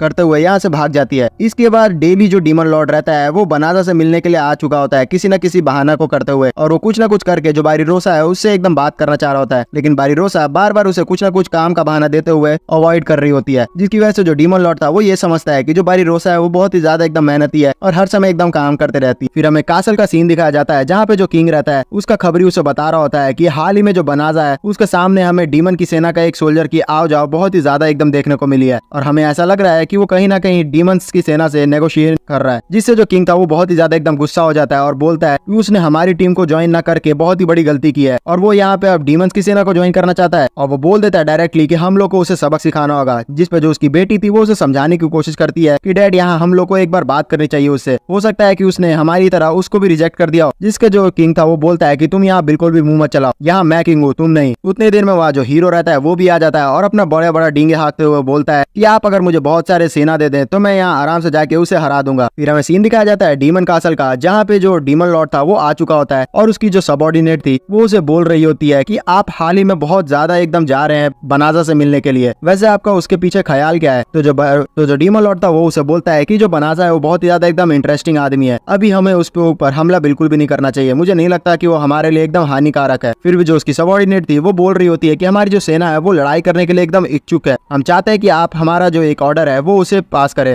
जिसपे जो डीमन लॉर्ड था वो इस चीज के लिए मना कर देता है। फिर दोबारा से सीन हम लोग बनाजा के और फेनरिस का देखते हैं, जहाँ पे जो फेनरिस थी वो पूछ रही होती है बनाजा से कि आप इतना ज्यादा एकदम डीमंस और इंसानों के बीच में बिल्कुल क्यों नहीं आना चाहते हैं, कहीं इसकी वजह मैं तो नहीं हूँ इसलिए आप डीमंस को बचाना चाहते हैं। तो जो बनाजा था वो बोलता है कि नहीं, यहाँ पे बात यह है कि मैं किसी के भी पचड़े में बीच में नहीं पड़ना चाहता हूँ, वैसे भी बस मैं आराम से जिंदगी जीना चाहता हूँ, तो कोई लोग मुझे परेशान बिल्कुल भी ना करे। इस चीज को सुन के जो फेनरिस थी वो और भी ज्यादा खुश होती है और वो बोलती है कि मैं शुरू से ही जानती थी कि जो मेरा हस्बैंड है वो बहुत ही ज्यादा एकदम ताकतवर है, इसलिए वो बिल्कुल भी नहीं चाहता कि किसी भी वो पचड़े में पड़े। इन सभी बातों के बीच में ही इन सभी को सारी जो नाइट्स रहती है वो आके बताती है कि बहुत ही ज्यादा एकदम बड़ी मुसीबत हो चुकी है, बाहर आके देखो। फिर ये लोग जैसे ही बाहर जाते हैं तो इन लोगों को पता चलता है कि जो हीरो है वो बहुत ही बड़ी सेना, लिटरली बहुत ही ज्यादा एकदम बड़ी सेना इन लेके इन सभी के सामने एकदम आ चुका होता है और इन सभी को बोल रहा होता है कि हे, तुम लोग को लग रहा होगा कि तुम लोग डीमंस की सेना को ज्वाइन कर लोगे, लेकिन मैं यहाँ तुम्हें बता दूं कि अगर तुमने हमारे सेना को ज्वाइन नहीं किया तो हम लोग तुम्हें यहीं पे बर्बाद कर देंगे, इसलिए मैं तुम्हें फाइनल ऑफर दे रहा हूँ कि तुम ह्यूमंस की सेना को ज्वाइन कर लो। जिसके लिए जो बनाजा था वो फिर से उसे मना कर देता है और बोलता है कि मैं तुम्हें बता दूं कि मैं डीमंस को भी ज्वाइन नहीं कर रहा और ना मैं ह्यूमंस को ज्वाइन करूंगा। तो जो हीरो था वो बोलता है कि लगता है कि तुमने सोच लिया है कि तुम यहीं पे मर के ही रहोगे। और फिर उसके बाद वो नाइट्स को बोलता है कि तुम लोग अगर यहाँ इसे मना लेते हो हमें ज्वाइन करने के लिए तो मैं तुम्हें बहुत ही अच्छा एकदम रिवॉर्ड दूंगा, जिसपे जो नाइट्स थी वो भी मना कर देती है। तो हीरो सोच लेता है कि अब वो खत्म कर देगा इसी जगह बनाजा को। तो जो बनाजा था वो बहुत ही ज्यादा एकदम इरिटेट हो जाता है और वो बोलता है कि अच्छा तो तुम यही चाहते हो, तो मुझे बिल्कुल भी इस पचड़े में पड़ना नहीं है, इसलिए मैं ये जगह ही चेंज कर लेता हूँ। और ये चीज बोल के वो इस जगह को टेलीपोर्ट करने लग जाता है। तो जो फेनरिस थी वो बोलती है कि हाँ, आप जहाँ रहिएगा वहाँ मैं भी रहूंगी। और ये चारों नाइट्स जो रहती है वो भी बोलती है कि हाँ, हम भी वहीं पे रहेंगे, क्योंकि आप ही ने हमें बताया है कि जो डीमंस है वो इतने ज्यादा बुरे भी नहीं है, उनकी भी अपनी मजबूरियां होती है। इसी वजह से जो बनाजा था वो बहुत ही बड़ा एकदम टेलीपोर्टेशन मैजिक वहाँ कास्ट करता है, जिसकी वजह से उसका जो पूरा घर था, पूरा खेत था, वो सारी चीजें एकदम वहां से टेलीपोर्ट होकर दूसरी जगह चली जाती है। इतने खतरनाक टेलीपोर्टेशन मैजिक को देख के जो हीरो था वो भी डर जाता है, क्योंकि इस तरीके का मैजिक वो भी नहीं कर सकता था। उतनी देर में जो उसका सोल्जर रहता है वो उसे बोलता है हीरो को कि देखिए वहाँ पे दूर में वो जो इंसान है वही डेली मिलने आया करता था बनाजा से। फिर हमें डीमन लॉर्ड दिखाया जाता है कि जो कि इस जगह आता है और इन सभी को देखता है और बोलता है कि यहाँ तो पहले बनाजा रहा करता था, वो आखिरकार चला कहाँ गया। फिर उसे पता चलता है कि इन सारे ह्यूमंस के चक्कर में वो जो बनाजा है वो इरिटेट होकर यहाँ से टेलीपोर्ट होकर कहीं और चला गया। तो बहुत ही ज्यादा एकदम गुस्सा हो जाता है और वो गुस्सा होते हुए अपनी सारी एनर्जी एकदम जोर से एकदम पोर्ट्रे करता है और बोलता है कि अब समय आ चुका है कि हम लोग ह्यूमन से बदला ले। और फिर अपने जो सारे सैनिक थे उन सभी को वो बोल देता है कि डायरेक्टली अटैक करने के लिए तैयार हो जाओ इन ह्यूमंस के ऊपर। उसकी जो ताकत थी वो इतनी ज्यादा थी कि चारों तरफ जितने भी ह्यूमंस उस जगह आए हुए थे वो सभी एकदम दूर दूर फेंकाना शुरू कर देते हैं। दूसरी तरफ जो इल्यूमिनास थी वो जैसे ही देखती है कि जो उसके लॉर्ड है उसने जंग की ऐलान कर दिया है तो वो भी बहुत ही ज्यादा एकदम खुश हो जाती है और सारे सोल्जर्स को बताने लगती है कि चलो अब हम लोग अटैक करने के लिए बढ़ने वाले हैं। जो हीरो रहता है वो इतना ज्यादा एकदम फट चुका होता है उसका डीमन लॉर्ड की ताकत को देख के कि वो अपने सारे जो सैनिक थे उन सभी को वहीं पे छोड़ के तेजी से एकदम कैसल की ओर भाग जाता है। फिर हमें फाइनली बनाजा का सीन दिखाया जाता है, जो कि अपना पूरा एकदम जगह को टेलीपोर्ट करके उस कंट्री के एकदम कोने में लेके आ चुका होता है, जहाँ इन सभी को मिलना बिल्कुल भी एकदम मुश्किल था। ये लोग बहुत ही ज्यादा एकदम चैन की सांस लेते हैं कि यहाँ इनको कोई भी इंसान एकदम परेशान नहीं करेगा, लेकिन वो तो आगे देख के पता चलेगा। फिर हमें सीन दिखाया जाता है दोबारा से कैसल का, जहाँ पे किंग को रिपोर्ट दिया जा रहा होता है कि किस तरीके से वो लोग बनाजा को बनाने के लिए गए हुए थे, लेकिन जो बनाजा है उसने अपने टेलीपोर्टेशन मैजिक का यूज करते हुए वहीं से टेलीपोर्ट हो गया, जिसकी वजह से जो डीमन लॉर्ड था वो बहुत ही ज्यादा गुस्सा हो गया और उसने हमारे खिलाफ एकदम जंग का ऐलान कर दिया है। हमारे जितने भी सैनिक एकदम वहाँ पे थे वो लोग बहुत ही ज्यादा एकदम स्ट्रगल कर रहे हैं उन सभी से लड़ने के लिए। तो जो किंग था वो पूछता है कि आखिरकार हीरो कहाँ पे गया, तो सारे लोग बोलते हैं कि जो हीरो है वो सबसे पहले ही वहाँ से एकदम भाग निकला है। तो किंग बोलता है कि हमें पहले हीरो को पकड़ना होगा, तभी जाके हम लोग यहाँ से उसे एकदम लड़ाई के लिए तैयार कर सकते हैं, और जल्दी हमें एक प्यूरिफिकेशन जो मैजिक है उसे भी कास्ट करना पड़ेगा, तभी जाके हम लोग ये जो डीमंस है उन सभी को एकदम दूर कर पाएंगे। लेकिन जो प्यूरिफिकेशन मैजिक रहता है उसको करने के लिए इन सारे ह्यूमंस को बहुत ही ज्यादा एकदम बड़ा सेक्रीफाइस देना पड़ता है, क्योंकि वो प्यूरिफिकेशन मैजिक बहुत ही ज्यादा एकदम ताकत कंज्यूम करता है। फिर हमें सीन दिखाया जाता है डीमन लॉर्ड का, जो कि इल्यूमिनास से बात करते हुए बोल रहा होता है कि हम लोग बहुत ही ज्यादा एकदम आगे आ चुके हैं इन सारे ह्यूमंस को तबाह करने के लिए, लेकिन जल्दी ये जो ह्यूमंस है वो पक्का प्यूरिफिकेशन मैजिक को एकदम अलाउ कर देंगे, जिसकी वजह से हम लोग को यहाँ से बच के भागना पड़ेगा। तो जो इल्यूमिनास थी वो बोलती है कि आप ऐसा क्यों चाहते हैं, क्योंकि हमारे जो सेना है वो बहुत ही ज्यादा एकदम आगे आके बर्बाद कर चुकी है ह्यूमंस को, तो हम लोग और भी ज्यादा आगे बढ़ना चाहिए। जिसके लिए जो डीमन लॉर्ड था वो उसे मना करता है और बोलता है कि ये बहुत ही ज्यादा एकदम सीरियस हो जाएगा, इसलिए हमें पीछे हटना ही होगा। जो प्यूरिफिकेशन मैजिक रहता है वो इतना ज्यादा एकदम ताकतवर होता है कि वो 3-4 महीने तक जितने भी डीमंस है उन सभी को ह्यूमंस के एरिया में घुसने से रोक रोक सकता है। इसी वजह से जो डीमन लॉर्ड था वो इन सारे लोग को पीछे हटने के लिए बोल देता है। फिर जो ह्यूमंस थे वो सारा जो प्यूरिफिकेशन मैजिक था उन सभी को एकदम कास्ट कर देते हैं, जिसकी वजह से जितने भी उनके मेजेस थे वो बहुत ही ज्यादा एकदम थक जाते हैं। और जो किंग था उसने भी इसमें हेल्प की हुई थी, इसलिए वो भी एकदम थक के बेहोश हो जाता है। और फाइनली जो किंग था वो बेहोश होने की वजह से उसकी जो बेटी थी उसको थोड़े समय के लिए एकदम राजगद्दी दे दी जाती है। और वो जैसी एकदम रानी बनती है यहाँ की, तो वो डिसाइड करती है कि सबसे पहले हम लोग जो हीरो है उसको उसके पद से निकालना होगा, क्योंकि वो बिल्कुल भी किसी काम का नहीं है। तो जो उसके सलाहकार थे वो उसे बोलते हैं कि अगर हम लोग हीरो को यहाँ से निकाल देंगे तो फिर जो डीमंस है उसे लड़ेगा कौन। जिसके लिए वो बोलती है कि वैसे भी जो हीरो है वो हमारे काम बिल्कुल भी नहीं आ रहा है, तो इसलिए हम लोग को उसे निकाल ही देना चाहिए। तो फिर ये सारे जो लोग रहते हैं वो वैसा ही करते हैं। फिर हमें हीरो का सीन दिखाया जाता है जो कि अपने महल में जैसे ही घुस रहा होता है तो सारे जो सोल्जर्स थे उसे रोक लेते हैं और बोलते हैं कि अब आप हीरो बिल्कुल भी नहीं रहे। तो जो हीरो था वो बोलता है कि तुम लोग मेरे साथ ऐसा कैसे कर सकते हो, तुम लोग जानते नहीं कि मैं कितना ताकतवर हूँ, मैं तुम लोग से बदला लेके ही रहूंगा। लेकिन जो नाइट है वो बिल्कुल भी उसकी बात नहीं सुनता है। फिर हमें बनाजा का सीन दिखाया जाता है जो कि फेनरिस के बगल में लेटे हुए बोल रहा होता है फेनरिस को कि तुम लोग अगर मेरे साथ नहीं रहते तो मैं बिल्कुल भी यहाँ पे अच्छी तरीके से एकदम रह नहीं पाता। और वो बहुत सारी एकदम तारीफें फेनरिस और बाकी सारे लोगों की कर रहा होता है। लेकिन जो फेनरिस थी वो बहुत ही ज्यादा खुश थी, इसलिए वो थक के एकदम सो चुकी होती है और वो सारी बातें सुनती ही नहीं है। फिर हमें अगले दिन का सीन दिखाया जाता है जहाँ पे जितनी भी नाइट्स थी वो इन सभी को बोल रही होती है कि आप लोग जब से यहाँ पे आए हैं मुझे नहीं लगता कि शादी के बाद आप लोग कभी भी डेट पे गए हुए हैं। इसलिए वो लोग फेनरिस को और बनाजा को एकदम फोर्स करने लगता है कि वो लोग डेट पे जाए, जिसके लिए जो बनाजा था वो शर्मा जाता है, लेकिन फेनरिस बहुत ही ज्यादा एक्साइटेड लगती है। फिर ये दोनों निकल जाता है डेट पे, जहाँ पे जो बनाजा था वो सारे जगह घुमाते हुए फेनरिस को बोल रहा होता है कि तुमने मेरी बहुत ही ज्यादा एकदम मदद की है, लेकिन मैंने आज तक तुम्हें कोई भी तोहफा नहीं दिया है। इसलिए वो फेनरिस को बोलता है कि तुम जो भी चीज चाहो वो यहाँ से खरीद सकती हो। तो जो फेनरिस थी वो खुश होते हुए एक दुकान में चली जाती है, जहाँ पे दुकान में जाने के बाद वो एक ब्रॉच को पसंद करती है। तो जो शॉपकीपर था वो भी बोलता है कि हाँ ये आपकी वाइफ पे बहुत ही ज्यादा एकदम अच्छा लगेगा। तो जो बनाजा था वो उस ब्रॉच को लेता है और फिर फेनरिस के ऊपर लगाते हुए देखते हुए बोलता है कि हाँ ये ब्रॉच तुम पे सच में बहुत ही ज्यादा एकदम अच्छा लगेगा। तो ये जो सीन था वो बहुत ही ज्यादा एकदम होलसम हो जाता है, जिसकी वजह से फेनरिस शर्माने लगती है और बनाजा भी समझ जाता है कि उसने यहाँ पे बहुत ही ज्यादा एकदम अजीब चीज कर दिया है, इसलिए वो भी एकदम शर्माने लग जाता है और वो बोलता है कि नहीं नहीं मेरा यहाँ पे ये मतलब नहीं था, लेकिन वो फंस चुका था, इसलिए वो फिर उसके बाद एकदम थोड़ा पैनिक कर जाता है।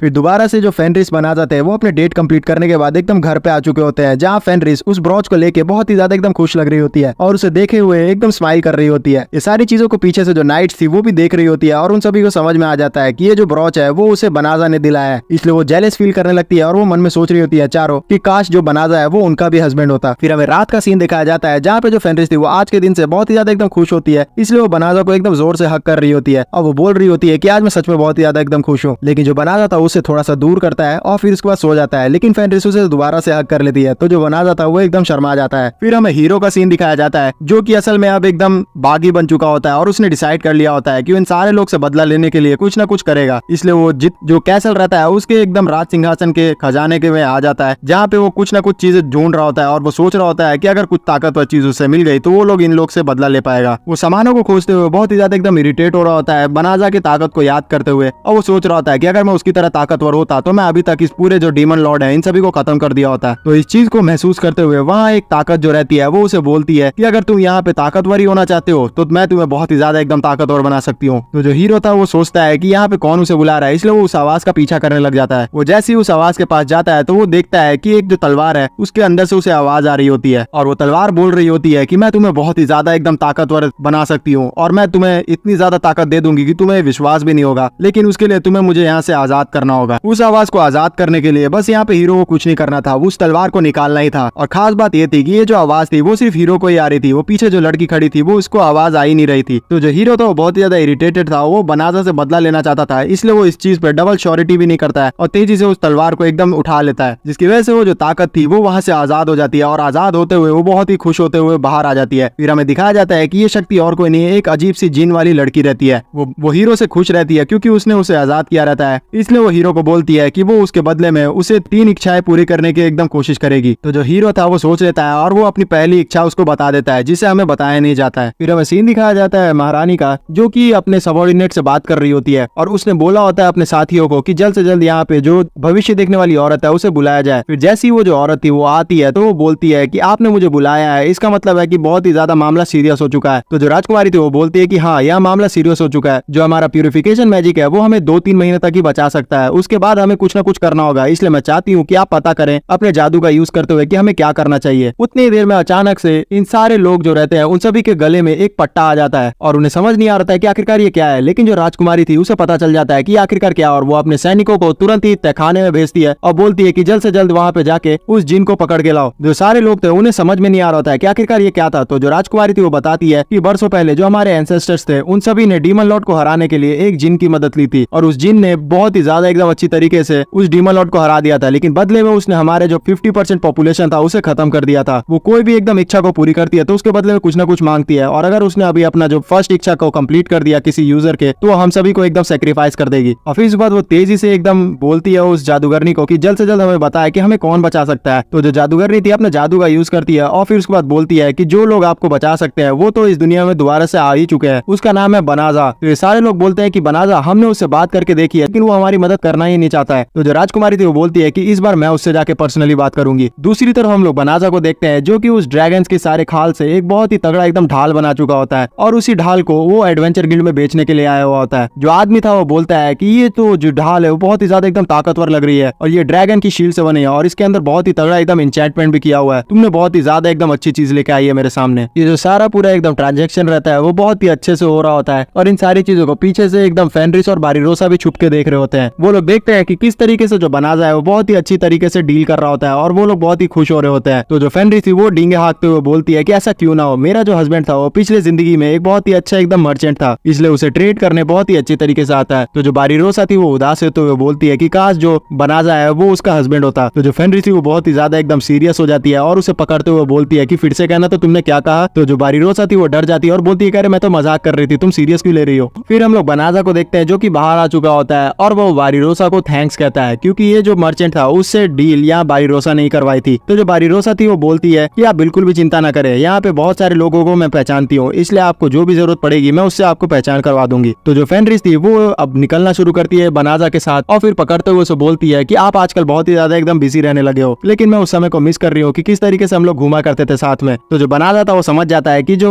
फेनरिस है वो उसके साथ डेट में दोबारा से एकदम जाना चाहती है। उतनी ही देर में जो बनाजा था उसके सिस्टम में उसे नोटिफिकेशन आना शुरू करता है कि कोई ये अननोन जिन है जो आपके ऊपर अटैक करना चाहता है। तो जो बनाजा था वो अलर्ट हो जाता है और उतनी देर में जो जिन रहती है वो भी उसके सामने आ जाती है और उसे बोलती है कि आपका नाम क्या बनाजा है। तो जो बनाजा तो बोलता है कि हाँ मेरा नाम बनाजा है। तो जो जिन थी वो बोलती है कि किसी ने आपके खिलाफ एक मेरे से रिवॉर्ड मांगा है और मैं उसे पूरा करना चाहती हूँ क्योंकि वो आपकी मौत चाहता है। फिर हमें फ्लैशबैक दिखाया जाता है जहाँ पे जो हीरो था वो अपना फर्स्ट विश ये मांगता है उस जिन से कि वो बनाजा को मार दे। इसी वजह से जो जिन थी वो अब एक बहुत ही तगड़ा एकदम जो अटैक रहता है वो बनाजा के ऊपर कर देती है, लेकिन उसे बचाने के लिए बीच में अचानक से ही फेनरिस आ जाती है और वो तगड़ा सा जो ब्लो था वो फेनरिस को लग जाता है जिसकी वजह से फेनरिस की हालत बहुत ही पतली हो जाती है। समय रहती है बनाजा ने अपना शील्ड को एक्टिवेट तो किया था लेकिन उसकी जो मदद थी वो बिल्कुल भी फेनरिस को नहीं हो पाती है और फेनरिस की हालत बहुत ही नाजुक हो चुकी होती है।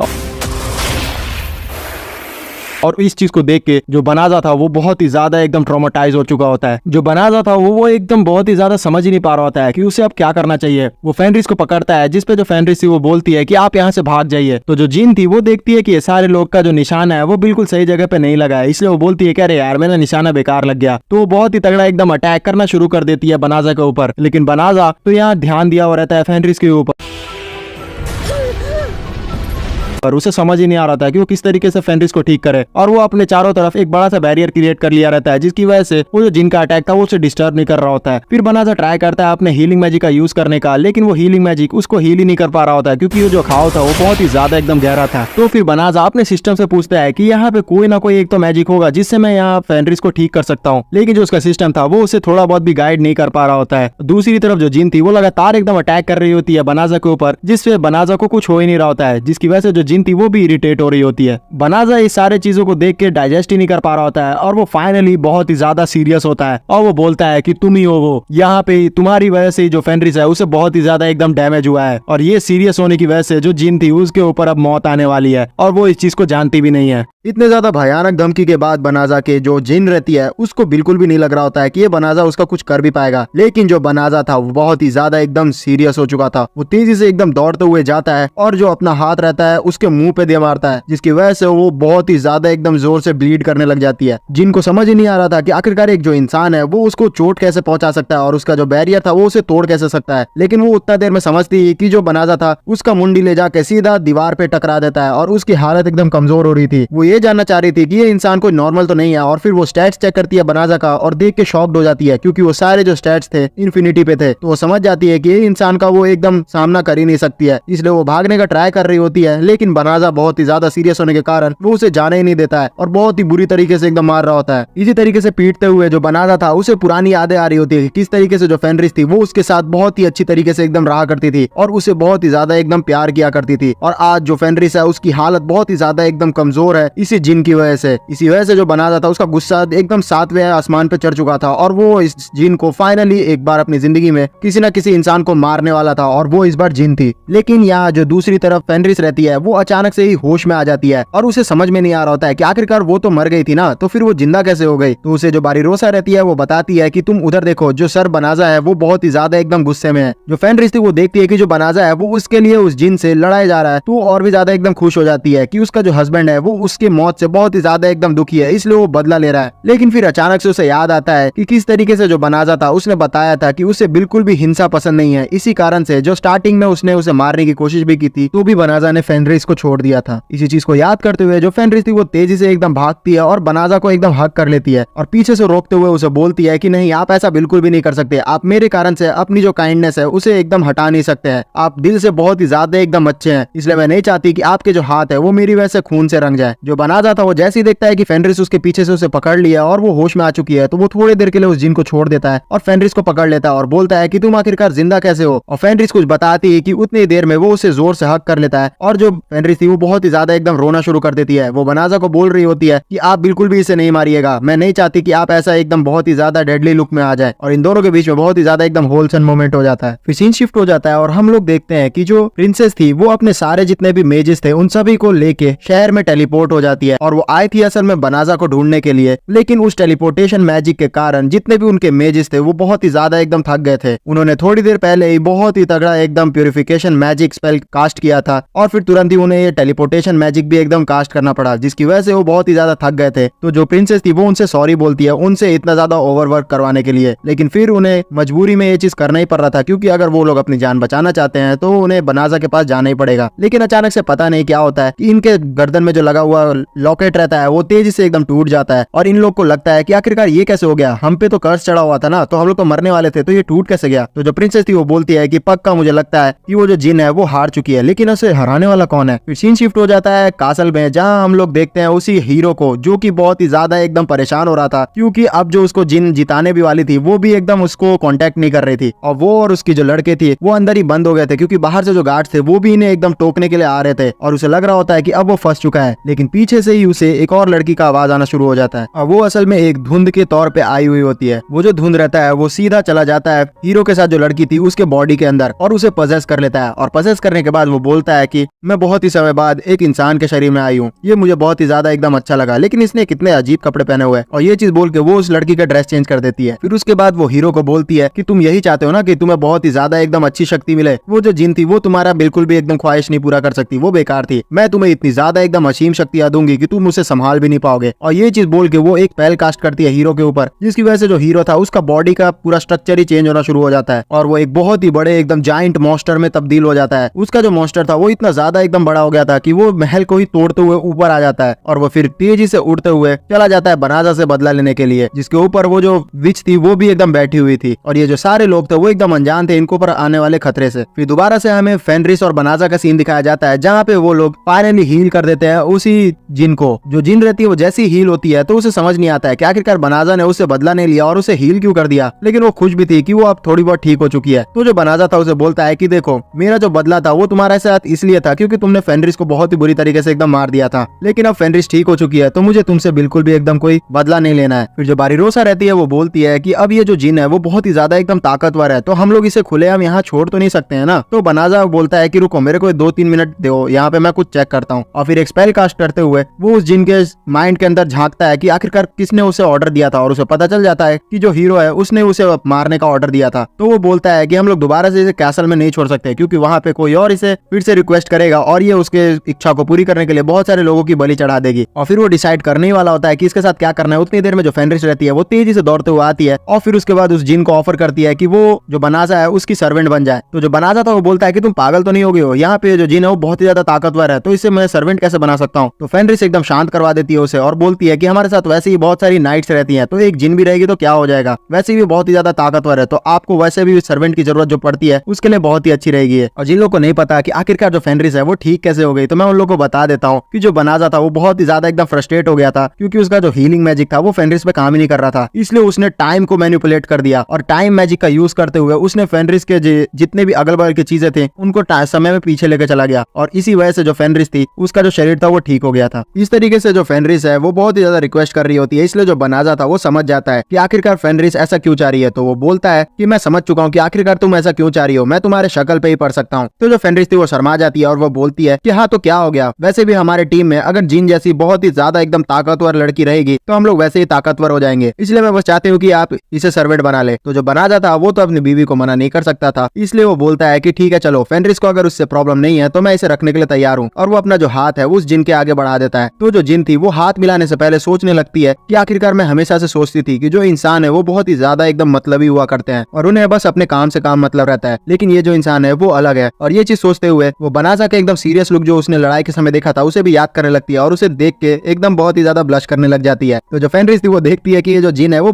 ब्लश कर रही है बनाजा को याद करके, तो वो भी बहुत ही ज्यादा एकदम गुस्सा हो जाती है और वो बोलती है कि मैं समझ रही हूँ कि तुम ब्लश कर रही हो, लेकिन ये चीज करना छोड़ दो वरना मैं तुम्हें बता दूंगी एकदम बढ़िया से। और ऐसे ही इन दोनों के बीच में थोड़ा बहुत एकदम बैक एंड फोर्थ हो ही रहा होता है कि बनाजा का ध्यान जाता है कि उसने गुस्से में ही बहुत ही ज्यादा एकदम तबाही मचा दी है पूरे के पूरे शहर में। तो वो बोलता है कि अब मुझे ये जो डैमेज मैंने किया है इसे ठीक करना पड़ेगा, इसलिए वो अपना जो टाइम मैजिक उसने फेनरिस को ठीक करने के लिए यूज किया था उसे दोबारा यूज करने जा रहा होता है, लेकिन जो जिन थी वो उसे रोक लेती है और बोलती है कि मास्टर आपने एक बार यहाँ पे उस मैजिक का यूज कर लिया है, लेकिन दोबारा आप उस मैजिक का बिल्कुल भी ना यूज करें, क्योंकि वो जो मैजिक है वो छोटे एरिया में ही अगर आप करें तो ही ठीक रहता है, क्योंकि वो जो मैजिक है वो बहुत ही ज्यादा एकदम टाइम को मैनिपुलेट कर देता है जिसका आउटकम्स बहुत ही ज्यादा खतरनाक होंगे। और आप जो है वो बहुत ही ज्यादा एकदम ताकतवर हीरो हैं और आपके अंदर ऐसी ऐसी कैपेबिलिटीज है जिसकी वजह से आप ज्यादा एकदम ताकतवर हो जाते हैं, और नॉर्मल ह्यूमंस तो है वो मैजिक यूज कर भी नहीं सकते जो आप कर सकते हैं, क्योंकि मैं ये चीज जान चुकी हूँ। जब मैंने आपको टच किया था और अपने मैजिक से आपको अटैक किया था तब आपने मेरे सारे जो मैजिक थे उसको कॉपी कर लिया था, तो आपके अंदर ये भी कैपेबिलिटीज है। जो बनाजा था वो अपने इस एकदम कैपेबिलिटीज को सुन के बहुत ही ज्यादा एकदम खुश हो जाता है और बोलता है कि ये तो बहुत ही ज्यादा ताकतवर वाली बात हो गई। फिर इन लोग की जो बातचीत रहती है वो यहीं पे खत्म हो जाती है, और जो बनाजा रहता है वो उस शहर को वैसे ही छोड़ के एकदम भाग आता है अपने घर में। और यहाँ जैसे ही ये लोग घर में पहुंचते हैं तो जो जिन थी वो जैसे ही घर में एंटर होती है तो बाकी जितनी भी नाइट्स लड़कियां थी वो उसे देख के एकदम डरने लग जाती है कि इतनी खतरनाक जिन यहाँ उन लोग के साथ रहने वाली है। जो बारीरोसा रहती है वो बोलती है जिन को कि मैंने तुम्हारा जो बेड है वो तैयार कर दिया हमारे ही कमरे में, इसलिए तुम हमारे साथ सो सकती हो। जिसपे बाकी सारी लड़कियां बहुत ही ज्यादा डर जाती है और बारीरोसा को बोलती है कि तुम यहाँ पे इतनी खतरनाक जिन को हमारे साथ कैसे रख सकती हो, मुझे बहुत ही ज्यादा डर लग रहा है। लेकिन जो बारीरोसा थी वो बोलती है कि तुम क्यों डर रही हो, हमारे साथ बनाजा है और जब तक वो हमारे साथ है तब तक हमें कुछ भी नहीं हो सकता। फिर रात का सीन दिखाया जाता है हमें जहाँ पे जो फेनरिस रहती है वो सोने की तैयारी कर रही होती है, और बनाजा जैसे ही उसके कमरे में आता है तो वो उसे बोलता है कि आज का दिन बहुत ही ज्यादा तुम्हारे लिए भारी रहा होगा। लेकिन फेनरिस तो कुछ और ही सोच रही होती है। वो तेजी से बनाजा के ऊपर चढ़ जाती है और फिर उसे हक करते हुए बोलती है कि क्या आप मुझे छोड़ के चले जाइएगा। तो बनाजा को समझ ही नहीं आता है, जिसपे फेनरिस बोलती है कि जैसा कि जिन ने बताया था कि आप कोई भी मैजिक को कॉपी कर सकते हो और एक समय ऐसा आएगा जब आप वो मैजिक भी सीख जाओगे जिसकी वजह से आप अपने दूसरे दुनिया में जा सकोगे। तो इसका मतलब ये तो नहीं है कि आप मुझे छोड़ के यहाँ से चले जाओगे। देखिए अगर आप जाना चाहते हो अपनी दुनिया में तो जा सकते हो, लेकिन मुझे भी लेके चलो, मैं आपके बिना नहीं रह सकती। और ये चीज बोलते हुए बहुत ही ज्यादा एकदम रोने लग जाती है, जिसपे बनाजा उसे हक करते हुए बोलता है कि तुम बिल्कुल भी चिंता मत करो, मैं तुम्हें यहाँ छोड़ के बिल्कुल भी नहीं जाऊंगा और मैं इसी दुनिया में रहूंगा, क्योंकि जो मेरी दुनिया है वहाँ पे डेमी ह्यूमंस को बहुत ही बुरी तरीके से एकदम ट्रीट किया जाता है और मैं नहीं चाहता कि तुम वहाँ पे मेरे साथ जाओ, इसलिए मैं तुम्हारे साथ ही यहीं पे रहूंगा। फिर जो बनाजा था वो सीरियस हो जाता है और फिर बोलता है फेनरिस को कि देखो मैं तुमसे यहाँ पे कुछ चीज बोलना चाहता हूँ, क्या तुम मेरी वाइफ बनोगी? और इस बार मैं मजाक वाला नहीं सीरियस वाला बोल रहा हूँ, क्योंकि मैंने आज जो फेस किया है मैं समझ चुका हूँ कि मैं तुम्हारे बिना नहीं रह सकता, इसलिए मैं चाहता हूँ कि तुम हमेशा मेरे साथ रहो। जिस पे जो फेनरिस थी वो बहुत ही ज्यादा इमोशनल हो जाती है और बोलती है कि मैंने तो कभी आपको अपनी फेक हस्बैंड माना ही नहीं, मैं तो हमेशा से अपने आप को वाइफ ही मानती हूँ आपकी। और फिर ये चीज के बाद ये दोनों के बीच में किस हो जाता है और फिर मामला थोड़ा ज्यादा गंभीर होने ही वाला होता है कि उतनी देर में इन लोग को पता चलता है कि इनकी सारी जो बातें थी वो जिन दूर से सुन रही थी। तो जो बनाजा और फेनरिस थे वो बहुत ही ज्यादा शर्मा जाते हैं और जो बनाजा था वो तुरंत ही जाता है एकदम जिन के पास और बोलता है कि तुम्हें बिल्कुल भी शर्म नहीं है क्या, यहाँ पे तुम लोग हम लोग की बातें सुन रही हो और तुम यहाँ पे कब से हो? तो जो जिन थी वो बोलती है कि मैं तो शुरू से ही यहाँ पे हूँ और सच में आप लोग के बीच में बहुत ही ज्यादा एकदम प्यारी प्यारी बातें हुई है। तो बनाजा उसे बहुत ही ज्यादा एकदम चिढ़ जाता है और बोलता है कि यार तुमको यहाँ से भाग जाना चाहिए, लेकिन जिन बोलती है कि मैं तो आपकी सर्वेंट हूँ तो मुझे तो यहाँ हमेशा रहना चाहिए। और इसी तरीके से ये लोग के बीच में थोड़ा बैक एंड फोर्थ होता है और दूर से जो सारी नाइट्स रहती है चारों वो भी इन सभी का बात सुन रही थी और उन लोग को भी बहुत ही ज्यादा एकदम हंसी आ रहा होता है कि किस तरीके से इन लोग के प्राइवेट मोमेंट पे जो जिन थी वो डिस्टर्ब कर देती है। इसी के साथ जो ये एनीमे है उसका प्रिंसेस थी वो अगल बगल बनाजा के बारे में पूछ रही थी, लेकिन जो बनाजा था वो तो अपना एकदम भेष बदल के इस शहर में रह रहा था, इसलिए उसे कोई पहचानता ही नहीं था। दोबारा से हम लोग बनाजा के घर का सीन देखते हैं जहाँ पे सारे लोग एकदम खाने के लिए एक तैयार बैठे हुए थे और वहाँ पे वो सारे खानों को देख के वो लोग बहुत ही ज्यादा खुश हो रहे होते हैं। जिसपे जो